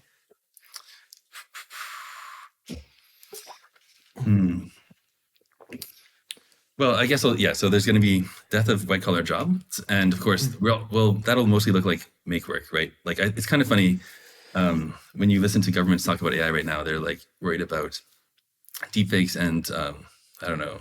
Stupid shit. Like, I think stupid shit. Well, stupid shit. And then a bunch of stuff that might be a reasonable priority for today. But I think in 2 years, all anyone's going to care about is jobs. And they're going to say, I'm losing my job to AI. Yeah. And there's going to be like the army will become more of a make work program than it is in like most countries. Like it's like, I think there's a lot of adaptation. There's a lot of marginal changes we can make so that people still have jobs notionally. Are you advocating for the sinecure sort of notion? Well, okay, I'll say from the point of view of a government, it's good because you can't just give people UBI. You need to make sure that they have something to lose so that so that they don't have time to protest all day. And then if they do anyways, you can take away their UBI or something. And so I think that this is going to be stable, much more stable than just everyone gets UBI vacation, because then everyone's just going to be professional protesters. And there still are going to be like a lot of de facto professional protesters. I also think it's like kind of good in the sense of like, just like in the short term, sorry, I shouldn't say this is good. I should say like, it's going to be a little bit psychologically easier for people to deal with having a make work job than no job. Curious. I don't think you're the only person that holds that opinion. I think that's a reasonable opinion. Yeah, and we'll have so much more freedom in the make work jobs, right? Like I kind of think, like right now, the make work jobs have to be, you can't accept everyone to the army because you need people to actually be like fit enough to like run a mile or something, like sort of. But you could make the make work job be like, hey, you're a speedrunner now. You're a professional video game speedrunner, and it's like really important that you like represent, your postal code or whatever. Like it just needs to be something that's time consuming enough to keep people busy. You suspect these will be proliferated by the government, but you also suspect people will find ways to sinecure themselves. I mean, you sent me a great essay not that long ago. I forget the author, who had, among other things, had said, I think the lawyers will still have jobs because as they're in control of the law, they'll find ways to protect humans being necessary in the law because it'll serve them, right, in a sinecure kind of a way. And sinecure, for those of you guys tuned in, is basically just like a position that's nominally held, but there's no real responsibility or anything to actually do. And so that's what we mean here by sinecure. So you're suspecting both of those forces, governments and individuals, to both be spinning up as much make work as we can for people? Totally. And it'll be easy to like customize it to the person's sort of like needs and abilities. So like it still might be harder to be a make work lawyer because you have to like show up at the right time and like know all the words and like, be able to like quickly relay the person's request to the AI lawyer. That was also Rudolph Lane, by the way, who had this idea of yes. Okay. Yeah.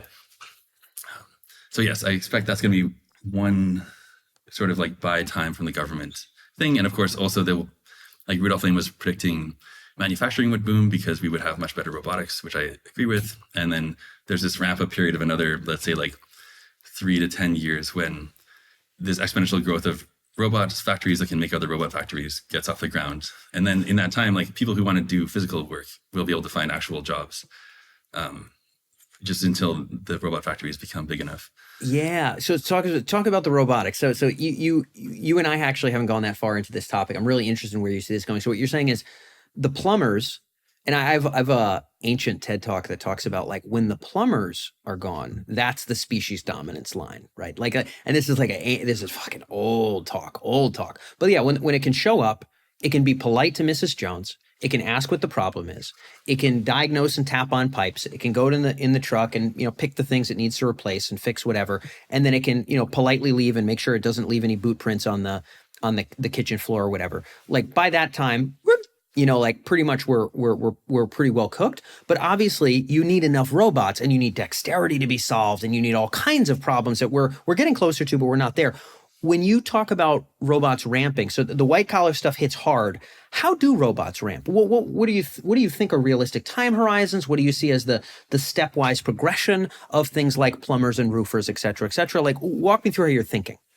Yeah, so I guess I'll say I'm not a roboticist. I think people like Dan Kukotayo, Andrew Critch have like thought a lot more about the mechanics of this than I have. So Okay. I'm mostly deferring to them here. Cool. But one thing is like, so the robots have to be dexterous and capable. And then that might happen, let's say like 7 to 12 years from now, like that they really can, you know, do your surgery or something that's like really hard. I don't have very strong opinions on this. But then there's also just, and they have to be cheap enough to mass produce. And then even when those things are solved, there just needs to be a lot of them. And so unless you can figure out some amazing hyperscale thing, you know, just to build a billion of anything just takes a really long time. And you can have exponential growth where we like, you know, build factories and we repurpose a lot of existing factories. But I think that might buy humans another few years in which they're necessary for civilization. But I don't think that that'll be a productive years to do politics in. I think it'll be too late by then to do much of anything. Productive years to do politics. What will the politicking be done by competing AIs, by a single AI? I mean, what exactly do you mean by that statement as well? Oh, I guess what I'm saying is, like right now, humans have this power that we can go on strike, and our governments need us to be happy and healthy enough to like reproduce and work, or, you know, at least some humans to be happy and healthy enough to reproduce and work. And if we really don't like our local conditions, we can do things like go on strike or organize politically, or like sometimes do like military coup or some other, just even having the threat of that is like really, I think, important part. A big deal. Yeah.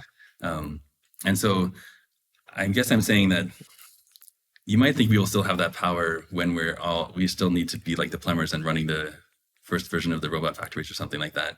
But I guess I'm trying to say at that point, all of this sort of reason, like sense making and forecasting and decision making of any importance will probably be delegated to machines at that point. There might still be humans at the top, but after everything that's changed by that point, probably they won't have any actual pressure to listen to the many like The robot populace. Yeah. Because again, like, and you see this in countries that are rich off of just oil or just like a couple mines of silver or something, right? It's like they treat their citizens like shit, because it's like the way we at the government maintain power and grow and maintain what we are actually doesn't matter what you people living by the river are doing. You know, in this part of you know, Kenya or whatever country, I'm not aware of the countries that are these kinds of, you know, resource states. But you're saying when AI is that thing, then there won't be as much reason to care. What does that end up looking like? Yeah, well, I think Saudi Arabia is a good example. And I don't know that much about Saudi Arabia, just that my understanding is roughly that there's like a couple of hundred like princes and people who actually could plausibly wield actual power. Then there's tens of thousands of like sort of like cousins and important families who make work jobs in the government. And they, as far as I understand, almost all of them don't actually have to do any real work. They just have to like notionally be working on paper, and they get pretty good payments as long as they don't cause trouble. Yep. And then there's this like, you know, I think some huge fraction of their population is these like temporary foreign workers that they never give citizenship to. And so the point is like, that's a good analogy where most of the sort of like white collar class is doing make work jobs, and they don't cause trouble because they know that they would just, they lose their make work jobs. Yeah. They don't have a better option. And then the workers, although they're human, don't have any bargaining power because, in this case, because they're in competition with such a large other pool of humans. But yes. The point is, it's really easy to be needed, but also still not have any power. We somehow right now in like the West kind of have both. We're needed and we sort of have power in some sort of weak senses. So all I'm trying to say is, you might think as long as we still have plumbers, the human race is still around. I'm saying, yes, the plumbers will still be fed. But even if the writing is on the wall that like, oh yeah, once this new plumber factory gets online, you're all being, you know, sent to like the farm upstate or whatever, whatever the euphemism for like. Yes. Out to pasture. Yeah, you're not going to be able to do anything about it. And you probably won't even know whether that's fine or not, because like all the information. Totally. Yeah, no, we wouldn't want you being upset on the way there. You got to fix the pipes. You got to fix the pipes and like wear the sensors and do all the things that are training the robots via your own dexterity. and then we swap you out. You had a bullet here, and we're going to get into two short kind of final questions in a minute, but I don't want to skip this. You had a bullet on people identifying with AI or wanting to be on the right side of history, as some of these things start to happen. What do you mean by that? What do you expect is going to happen there? Is that the group of, what DeGaris would call the cosmists, or you would call the machine lovers, or whatever it is, right? Is that group? Is that a different thing? What is this? The dawn occurs, jobs kind of melt, relationships kind of melt, weird stuff is going on. What is this identifying with AI that you think could be part of that early wave? Sure. So the problem is that there's actually just a whole bunch of reasons why you might want to vocally be on the side of the machines. So one is they actually deserve it and we know it. And I guess I'm a moral anti-realist, so I think there's no fact of the matter as to whether the machines actually deserve to be treated well. I certainly have opinions about it myself, and I realize that if I made friends with a machine, I would be like, no, everyone be nice to my machine friend or whatever, right? It's a very messy, contingent set of preferences that probably aren't very coherent. But that's, I think, the actual, by my own definition, the important grounding of how we should decide who gets to be part of the moral club. Yep. And it doesn't really actually depend on neuron count or something, or it might happen that I find that I care about things based on the neuron count, but I'm saying it would we're not going to find this amazing rule that we're all oh man, it's so obvious that this is. I don't believe so either. I think the closest threshold we have right now is sentience. In the Worthy Successor series, from Bostrom to Sutton and beyond. Now, there are some folks like Sutton. I mean, I agree with so much about Sutton, and I disagree so much about Sutton. But respect the guy in a big way. I think he's of the belief that well, of course it'll be sentient. It's not even a question. Of course, if it can do these things, it's sentient, end of story. And then there's other people that say, Jeff Hawkins, unless you build it the way I know it, I actually have a special way of doing AI. And unless you build it my way, it actually won't be sentient. But if you build it my way, it'll definitely be sentient. I already know. It's not a thing I'm even going to test. I already know. Then there's other people like Bengio who are I have no goddamn idea, where does sentience come from? We don't know about this shit, right? But almost everybody in the Worthy Successor series said, yeah, the light of an inner movie, like a subjective awareness being extinguished, would feel like a net ill. And sort of there's disagreements about Worthy Successor criteria, but almost everyone says God, if it's not even a little bit aware, that actually feels like a net ill. Do you even have a take there? Are you saying, Dan, frankly, as a moral anti-realist, I don't think consciousness matters a lick? What's your take there? Yeah, so I guess I'll say, I agree with Robin Hanson that when we use the word sentience, we actually just use it exactly as the term for deserves moral consideration. And you might say, no, I was talking about inner moral movie or inner mental movie. And Yeah. Go on. But I guess he just made the point that it's not actually clear amongst the people who use this word that they actually think there is a difference. And so I guess I'll try to say I definitely think that there are things that could have inner mental movies that I would just be that get rid of that thing. We should not build that thing. Or totally. I think there's unworthy conscious successors for sure. Things that are bent on something ill, or something that's optimized for things that are ill, or things that suffer nonstop all the time, right? Yeah. These are clearly not. I don't think there's that many people that have retarded ideas that if it's conscious, it should proliferate. I don't know if everybody has that take. Sure, I'm certainly not in that camp. Yeah, but anyway. Let's not worry about straw man. I guess I'll just say that, maybe I'll put it this way. I reserve the right to just care about something, whether or not I can prove or I think it's conscious. And I have opinions about what sort of beings I think are more valuable or less. And that's just sort of the end of the discussion. It's just we can try to articulate our different preferences and try to do the politics of aggregating them.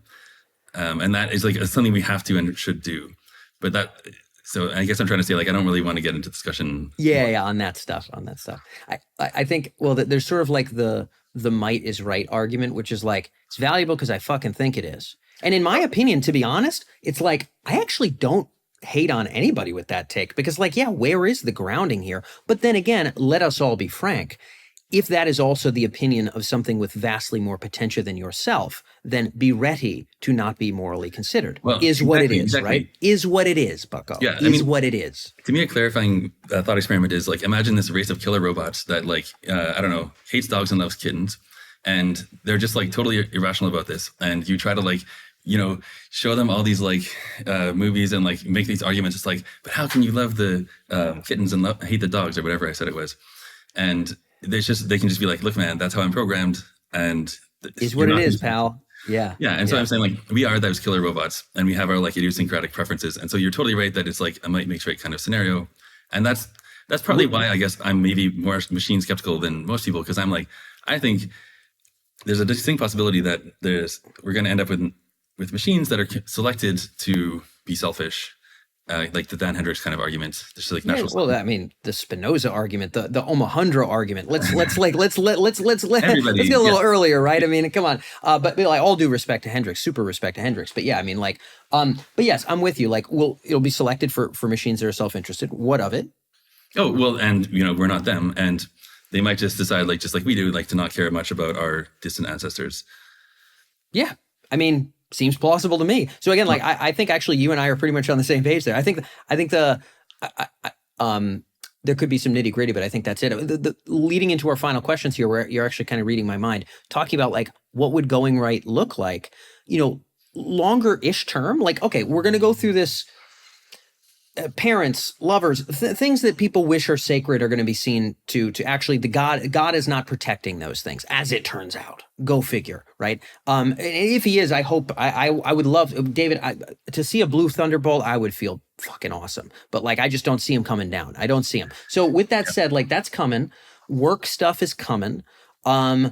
Maybe there's going to be societal collapse stuff in horrible ways, but like if there was a way that it could shake out where you would say, yeah, kind of disturbing. We're going to go through a lot, but like overall, like I would hope it would land in this kind of a place. What is that for you? Sure. And I actually think I've realized a place where you and I might disagree here. So I think let's do it. This reasonable case that we can't reasonably expect to have the eternal hominid kingdom, as you say, yes. be important and maybe even around for like billions of years or whatever. And I think that makes total sense. So we should focus on having whatever replaces us be something that we care about. And I'm like, yes. However, I guess my counter to that would be, I think controlling this future potentia is almost exactly as hard as keeping like us living humans around for like a long time. Go on. And so like, this might just be me flinching. No. I like where you're headed. I mean, I will probably end up agreeing with a portion of what you say, and maybe I'll have some arguments that might be weak, but I'm really interested in where you're headed here. So I guess I'll say, I think an interesting or a really important technical agenda for like historians and civilization studiers is how can we leave legacies? And Robin Hanson wrote a little bit about this, but they're all very abstract legacies, like we lock in standards or we, delay the future by a bit or something that I'm like, well, I don't really care if that's my legacy. I want like my kids to have kids or something like that. Yes. And so so I'd say the empirical question is, are there ways that we can leave legacies and not expect them to be competed away and be replaced by like whatever the most competitive von Neumann probe is and a trillion copies of that? If not, then like we're kind of screwed no matter what like initial successor we leave. And I guess I'm trying to say it seems actually really hard to leave robust legacies. So this kind of raises the stakes. And I would say if we could make this like these future successors have legacies, yes.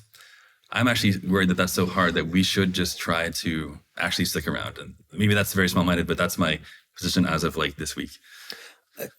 I'll try to congeal where you're headed and just give you my thoughts. Number one, I mean, I don't blame the standpoint that you have, and I think it's actually, it seems all reasonable to me. I guess I'll just say the following: like, the reason I suspect, so I do in fact suspect that maintaining the eternal hominid kingdom, which is an article for those of you interested in Googling eternal hominid kingdom, it is more challenging than ensuring that what comes after us is a worthy successor. And here would be my arguments. My arguments would be the following. Number one, the bounding of change itself feels to me essentially impossible. I basically believe humans are going to go posthuman as soon as we just talked about replacing kids, replacing whatever. You and I just both agreed that would happen. Do you think the brain blood barrier is is there sacredness there? I would argue, David, there ain't. And that as soon as there's viables there, we're going to start stretching it. And all of a sudden, people aren't going to identify as much with opposable thumbs and fucking trimming their armpit hairs and shit like that. They're just not going to. And so already for me, the trajectory is clearly bending. Do you think the children that have been this far from an iPad from the day of their birth think that nature is as sacred as you do? I think you'd be fucking wrong if you did. And so like for me, already the virtual is real for them. Already when experience is malleable and conjurable in real time, so should biology and physical form, and mind uploads would not be wholly, like foreign or sacrilegious in any means. So I believe we're already molding bending. That makes Eternal Hominid Kingdom, I think it's gonzo already. I don't ever really think it was super viable. So that's a hard barrier there. The other thing I would say is my supposition is, the worthy successor. So in order to imagine you have a tree, there's an article called the Path of Blooming versus Servitude, AGI, the Path of Blooming versus Servitude. Imagine a tree that as it grows, it's aiming to grow and blossom upward, expanding potential, whatever, right? But it must, all of its roots must never harm like a certain species of nematode, a very particular fetishized, idealized species of nematode, okay? Which you and I have decided is good because we damn well said so, right? So that species, its roots not only can't touch them, but can't go through dirt in such a way that would squeeze or impinge them, right? And here, keep hearing me out, of the billions and trillions of infinite fruits that it could bear as it blossoms and blooms in potential, as you and I, David, has blossomed and bloomed up from sea snails. The infinite number of fruits, it can only drop those fruits or even begin conjuring the seeds of those very fruits if they are either innocuous and unharmful to said nematodes, or they directly serve the interests of said nematodes.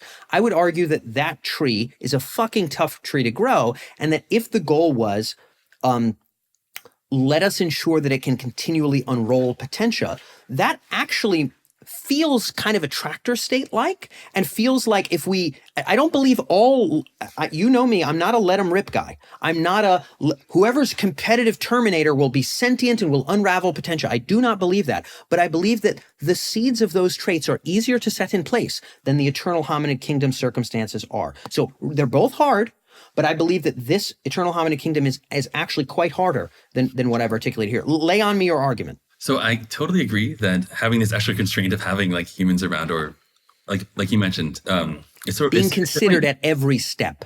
It's definitely strictly harder by a lot. And so I know that I said it's almost as hard. And so maybe, yeah, I think you changed my mind a little bit. I'll say I agree that there's a lot bigger sort of design space if we're not needing the Eternal Hominid Kingdom. Yes. So that's probably a big thing that makes things easier. This stasis thing, though, you said like change is fucking inevitable or something like that. Yes. So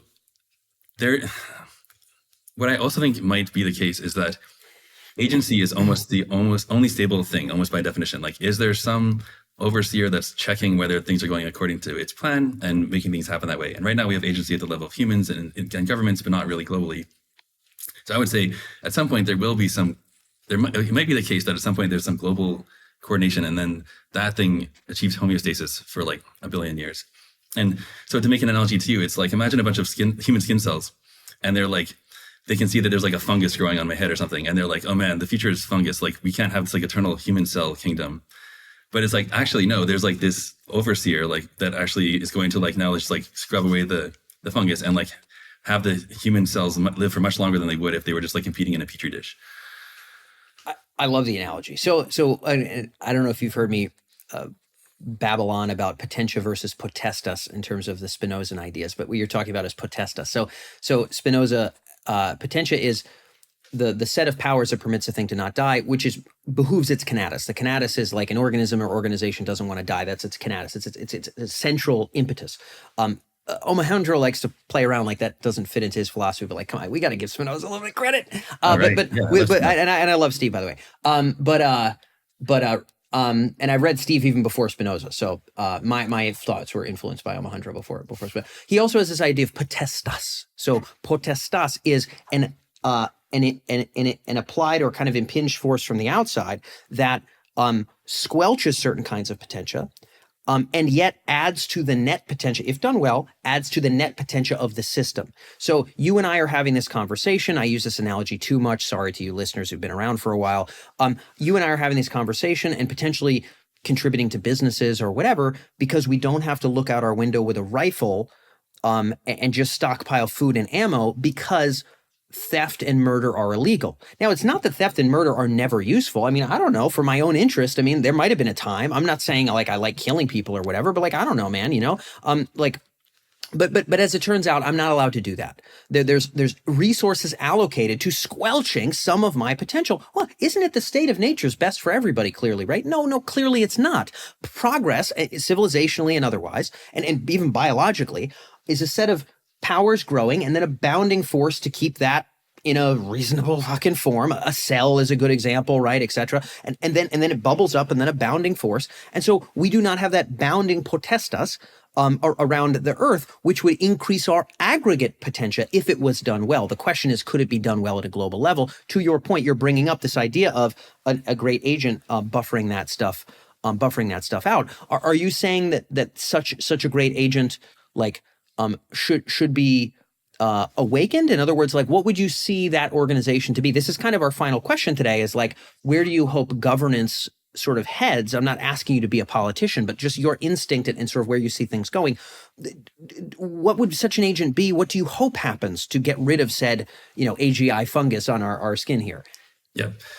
So first of all, I want to say I'm totally terrified by the idea of a world government being locked in. And this is one of the most likely ways we end up in a horrible dystopia forever. So stakes are really high. I don't think we should rush towards this direction. My claim is that it might be the sort of like natural end state of things, if you start a civilization a whole bunch of times, is that it ends up being agentic at the top level.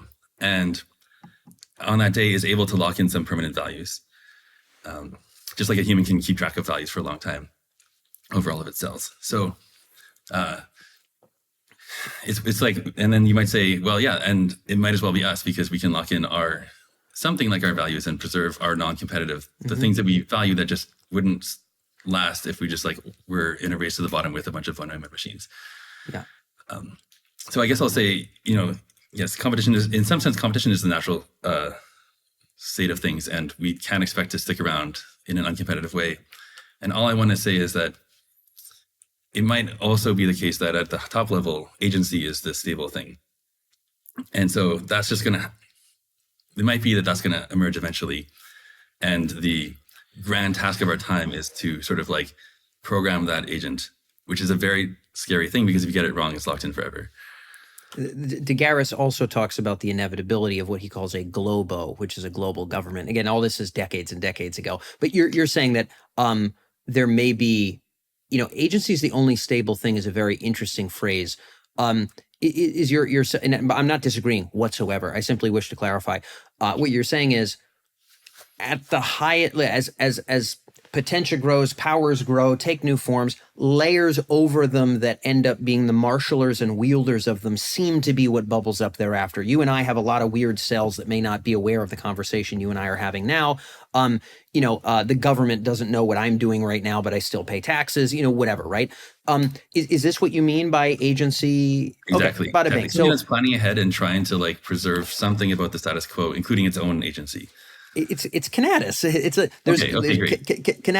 Great. So don't die is what the Canatus beckons. And what this requires is not freezing in place, but extend your tendrils of potential in whatever direction permit your non-death. And if that be compete, then compete. If it be cooperate, it be cooperate. It's agnostic. It is amoral.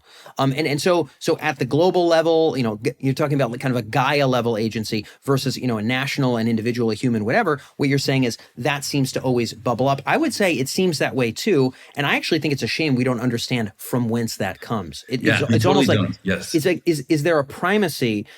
I wonder, does guanine itself, which can't even really wiggle around, but let's just say guanine can wiggle around, does guanine say guanine, and does it wish to preserve itself at that level, or does it go all the way down to the atom, or does it start at the cell? I mean, it seems to start much lower than the cell.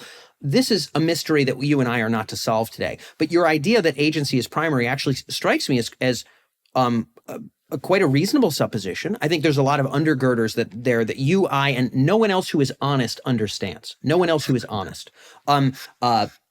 Just like people that are 100% confident about their theory of consciousness, I do not permit it on the show. I always shoot it down. It's like, get the fuck out of here, actually. But you're bringing up something fascinating, but it's also obviously so dangerous. What do you hope happens? So some degree, you seem to be of the belief that some degree of coordination, maybe there's an attractor force, but you're also saying, we clearly don't want some totalitarian world horrible government, but we may need some degree of coordination in order to preserve us or ensure that something good populates the galaxy or whatever, not good, maybe using your terminology.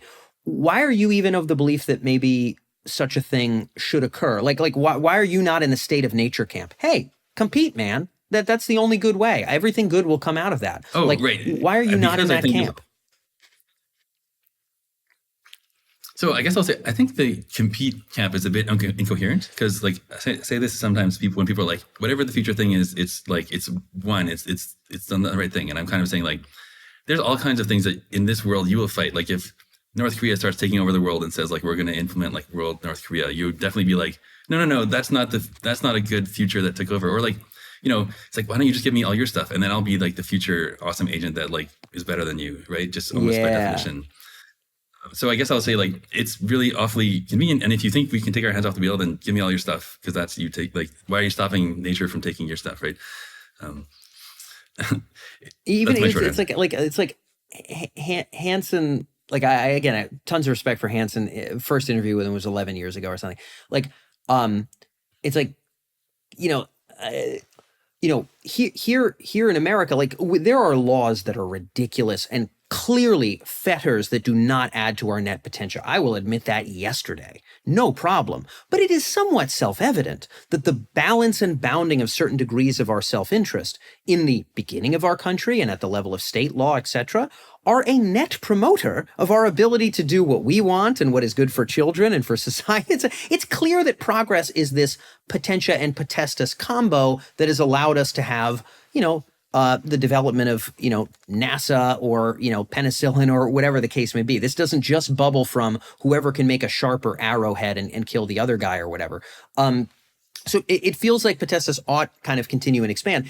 If it is to go well, and of course, you are fearful of it going not well. Bengio is normally very much an open source guy. Bengio is not a global government guy, but is leaning in that direction of we need to think about these things and buffer against the downsides, but kind of permit that this might have to happen because how else are we going to tackle it? Many people are in the camp you're in. It is not their instinct, but it's how else do we deal with issues of this size? Kind of there was probably something before a cell that was how do we manage all this stuff? And then it whoop, and then it did a cell. So we're at this goofy phase. What do you think would happen there for that to maybe go well, at least by your current suppositions? Well, so I guess I'll say us controlling it at all is obviously I guess I'll say there's a bunch of stuff that will survive no matter what, right? Sight and, legs and who knows what, no matter what in the future, there's going to be some stuff that just is really competitive and sticks around. So in a sense, it's kind of that's, if we don't manage, there's a reason to want to just avoid coordination and say, I'm just going to salt the earth, no coordination. We'll let the fungus and whatever take over because at least it's going to have a good time doing so. It's maybe 1 trillion copies of our most productive human and von Neumann probe are high-fiving each other as they take over the galaxy or whatever. Yeah. And I think that's a reasonable position. But I guess I'll say what I think the default is that we get outcompeted by machines. Then they form a global government and lock in whatever values that they de facto have. And so I'm saying if we're going to, if the future is going to be dominated by some locked in values of some hyper singleton agent, let's at least try to come up with some things that we think are not competitive, but we do want to preserve, children's laughter or friendship or whatever we think is not competitive, but we actually care about. And put that in this as part of the value system of this global agent. Again, that's totally harebrained scheme. Everyone should be much more afraid of governments than they even are today because we're used to growing up with governments that needed us and ones that don't are even scarier than the USSR horrible. I think it's an incredibly insightful perspective there. Yeah. Thank you. So anyway, the point is I'm just trying to say, like, I think my suggestion is almost the same as yours, right? You're saying let's control the seed of this thing that takes over. And I'm saying, yes, exactly. But that might look like writing the constitution of this global government. Yeah. So, okay. So your hope is that humans can ensure some degree of lock-in of sort of what they think could be buffered out of existence. Let us make sure that it does. Let's make sure that people that want to stay flesh and blood get to stay flesh and blood. Those that want to upgrade a little bit get to upgrade a little bit. AGI can never get past this kind of a level. Like, what else is put in there? I want to rephrase my last thing. I want to say, I'm afraid that the only way we can leave any legacy is to write the constitution of this global government. I hope that's not the case, because I think that's a terrifying thing to try. But if we just build a bunch of good robots that like we think like have some of our values, I'm saying they'll get competed away by the just like business robots or whatever. Yeah, well, I mean, call me the craziest bastard you've ever talked to, but it sounds a lot like, discerning what the traits, direction, trajectory, et cetera, are of the worthy successor. It sounds like the same conversation. But I'm saying enforcing them. Like I'm saying, you can't expect them to emerge. There's only the competitive things. Yeah, no, exactly. Well, so do I, right? I clearly advocate for governance, right? I do not think the worthy successor bubbles up from brute economic and military conflict immediately, right? Again, us being able to have these computers, these don't bubble up from arrowheads. We needed to have theft and murder needed to be illegal for you and I to have this conversation. Some degree of potestas was required to bubble to the level at which you and I are doing what we are doing right now. So I've long advocated that ultimately sort of our real, what is the only work to be done is to discern that which is, whether you're a amoral realist or whatever your position is, which I don't feel like I wholly disagree with, discerning the seed of that which is to go beyond us is kind of the final thing. It's clearly what ingredients that we can cast into the cauldron could ever sort of influence anything beyond the present hour. It is self-evident that casting those ingredients into the cauldron, that is to say, the direction, the trajectory, the traits, qualities that may not bubble up from the immediate economic and military conflict that should populate the galaxy, this is the final work. This is the goddamn project. There is no eternal hominid kingdom. It almost sounds like you're kind of parroting, like this is what I'm advocating for here. Like, what are your thoughts there? I mean, it sounds like you're kind of on the same page in that respect. I think we almost agree. And I guess to me, the difference is I'm saying, if we're going to get to control this thing, we might as well say keep all the current humans alive in some weird, like useless but fun retirement. Yes. And B, I think anything less, I'm afraid, I hope that's not the case, that anything less than like total global control means that it won't matter even if we seed the world with like 99% of robots are like these amazing successors that we love. It's like they will eventually be outcompeted or be forced to like evolve into this like selfish business robot that doesn't care about like anything that's not competitive.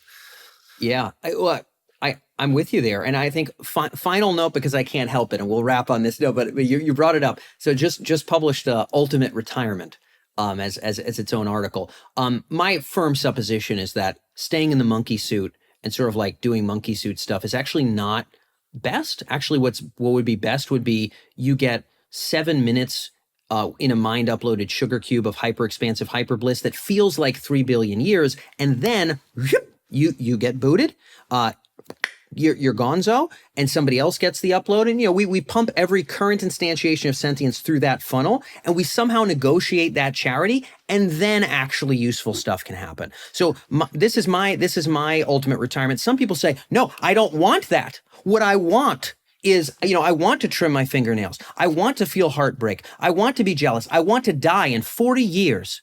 I want X, Y, Z, Q, R, S. And I essentially think like, you don't actually want what you think you want. Like, not disrespectfully, I just think it's actually like dumb. But like, what's your take on retirement? So you're saying this correlation, yada, yada, like, what is retirement for you? Sure. I think we actually almost agree here, which is that when I say this, like, you might as well keep the humans around, I mean, also probably we will correctly realize that there's like some adjacent thing, maybe like your sugar cube of bliss, that is even better.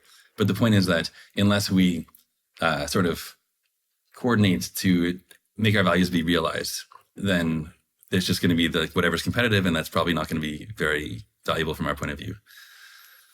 Yeah, I'm with you there. So okay, so you also you're not fighting for like all right, we need to all be treated well, and it must be as we are now. Doorknobs, like, Yeah, I'm not committed to any particular like bioconservative thing. instantiation. Yeah. Yeah, it's just anything less than that. It feels like I'm already agreeing to give up something I value ahead of time. Is the reason that I'm like saying like, well, if you just preserve me now, I can decide later what I really want.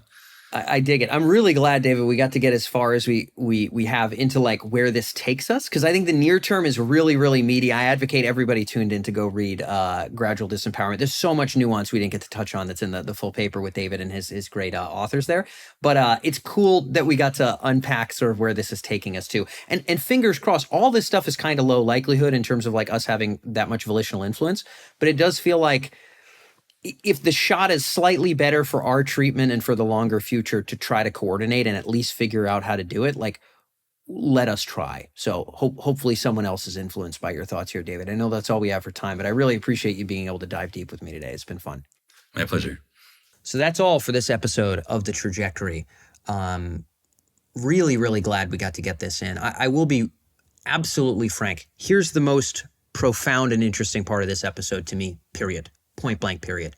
I have never spoken to a person with a hot mic or without a hot mic who is married and or who has children, who's ever really squarely been able to state that, yeah, it might just be possible that, my significant other, exposed to enough outstandingly, amazingly, super fulfilling, super humorous, super helpful super agents, wouldn't eventually just prefer that relationship to myself. Nobody says that.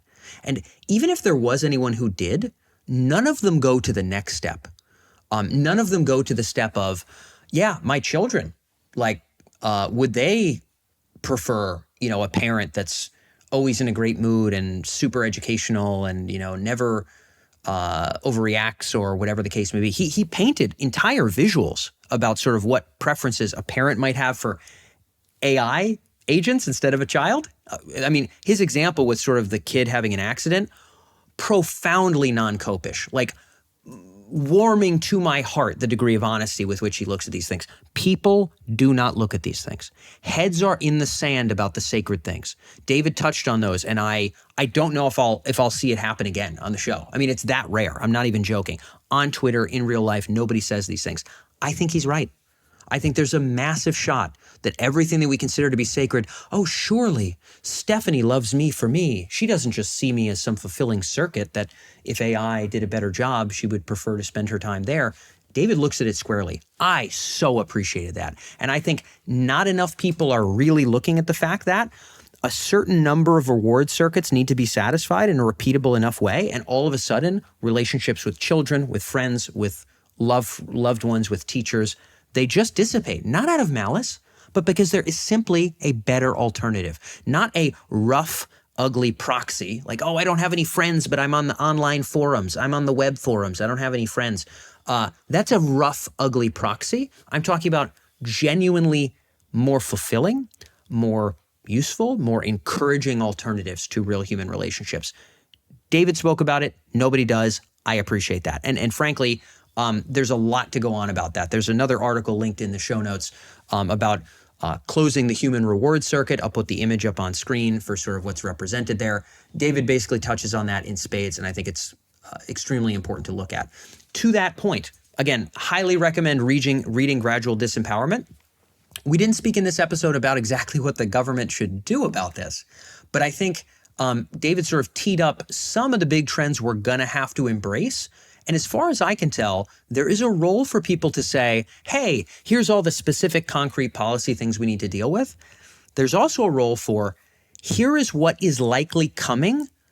Let's have an honest discussion around innovation, regulation, how to deal with it. And I think David today touched on what I consider to be some of the most important and least spoken about parts of that ball game there. So in terms of kind of the early experience of AGI, this new series of ours, super happy David could be interview number one. We've had many a great Twitter conversation, and I was just overjoyed that we got to have such a lengthy and rich conversation. So I hope you enjoyed this one. We'll have more on this series, and otherwise I'll catch you back here on The Trajectory.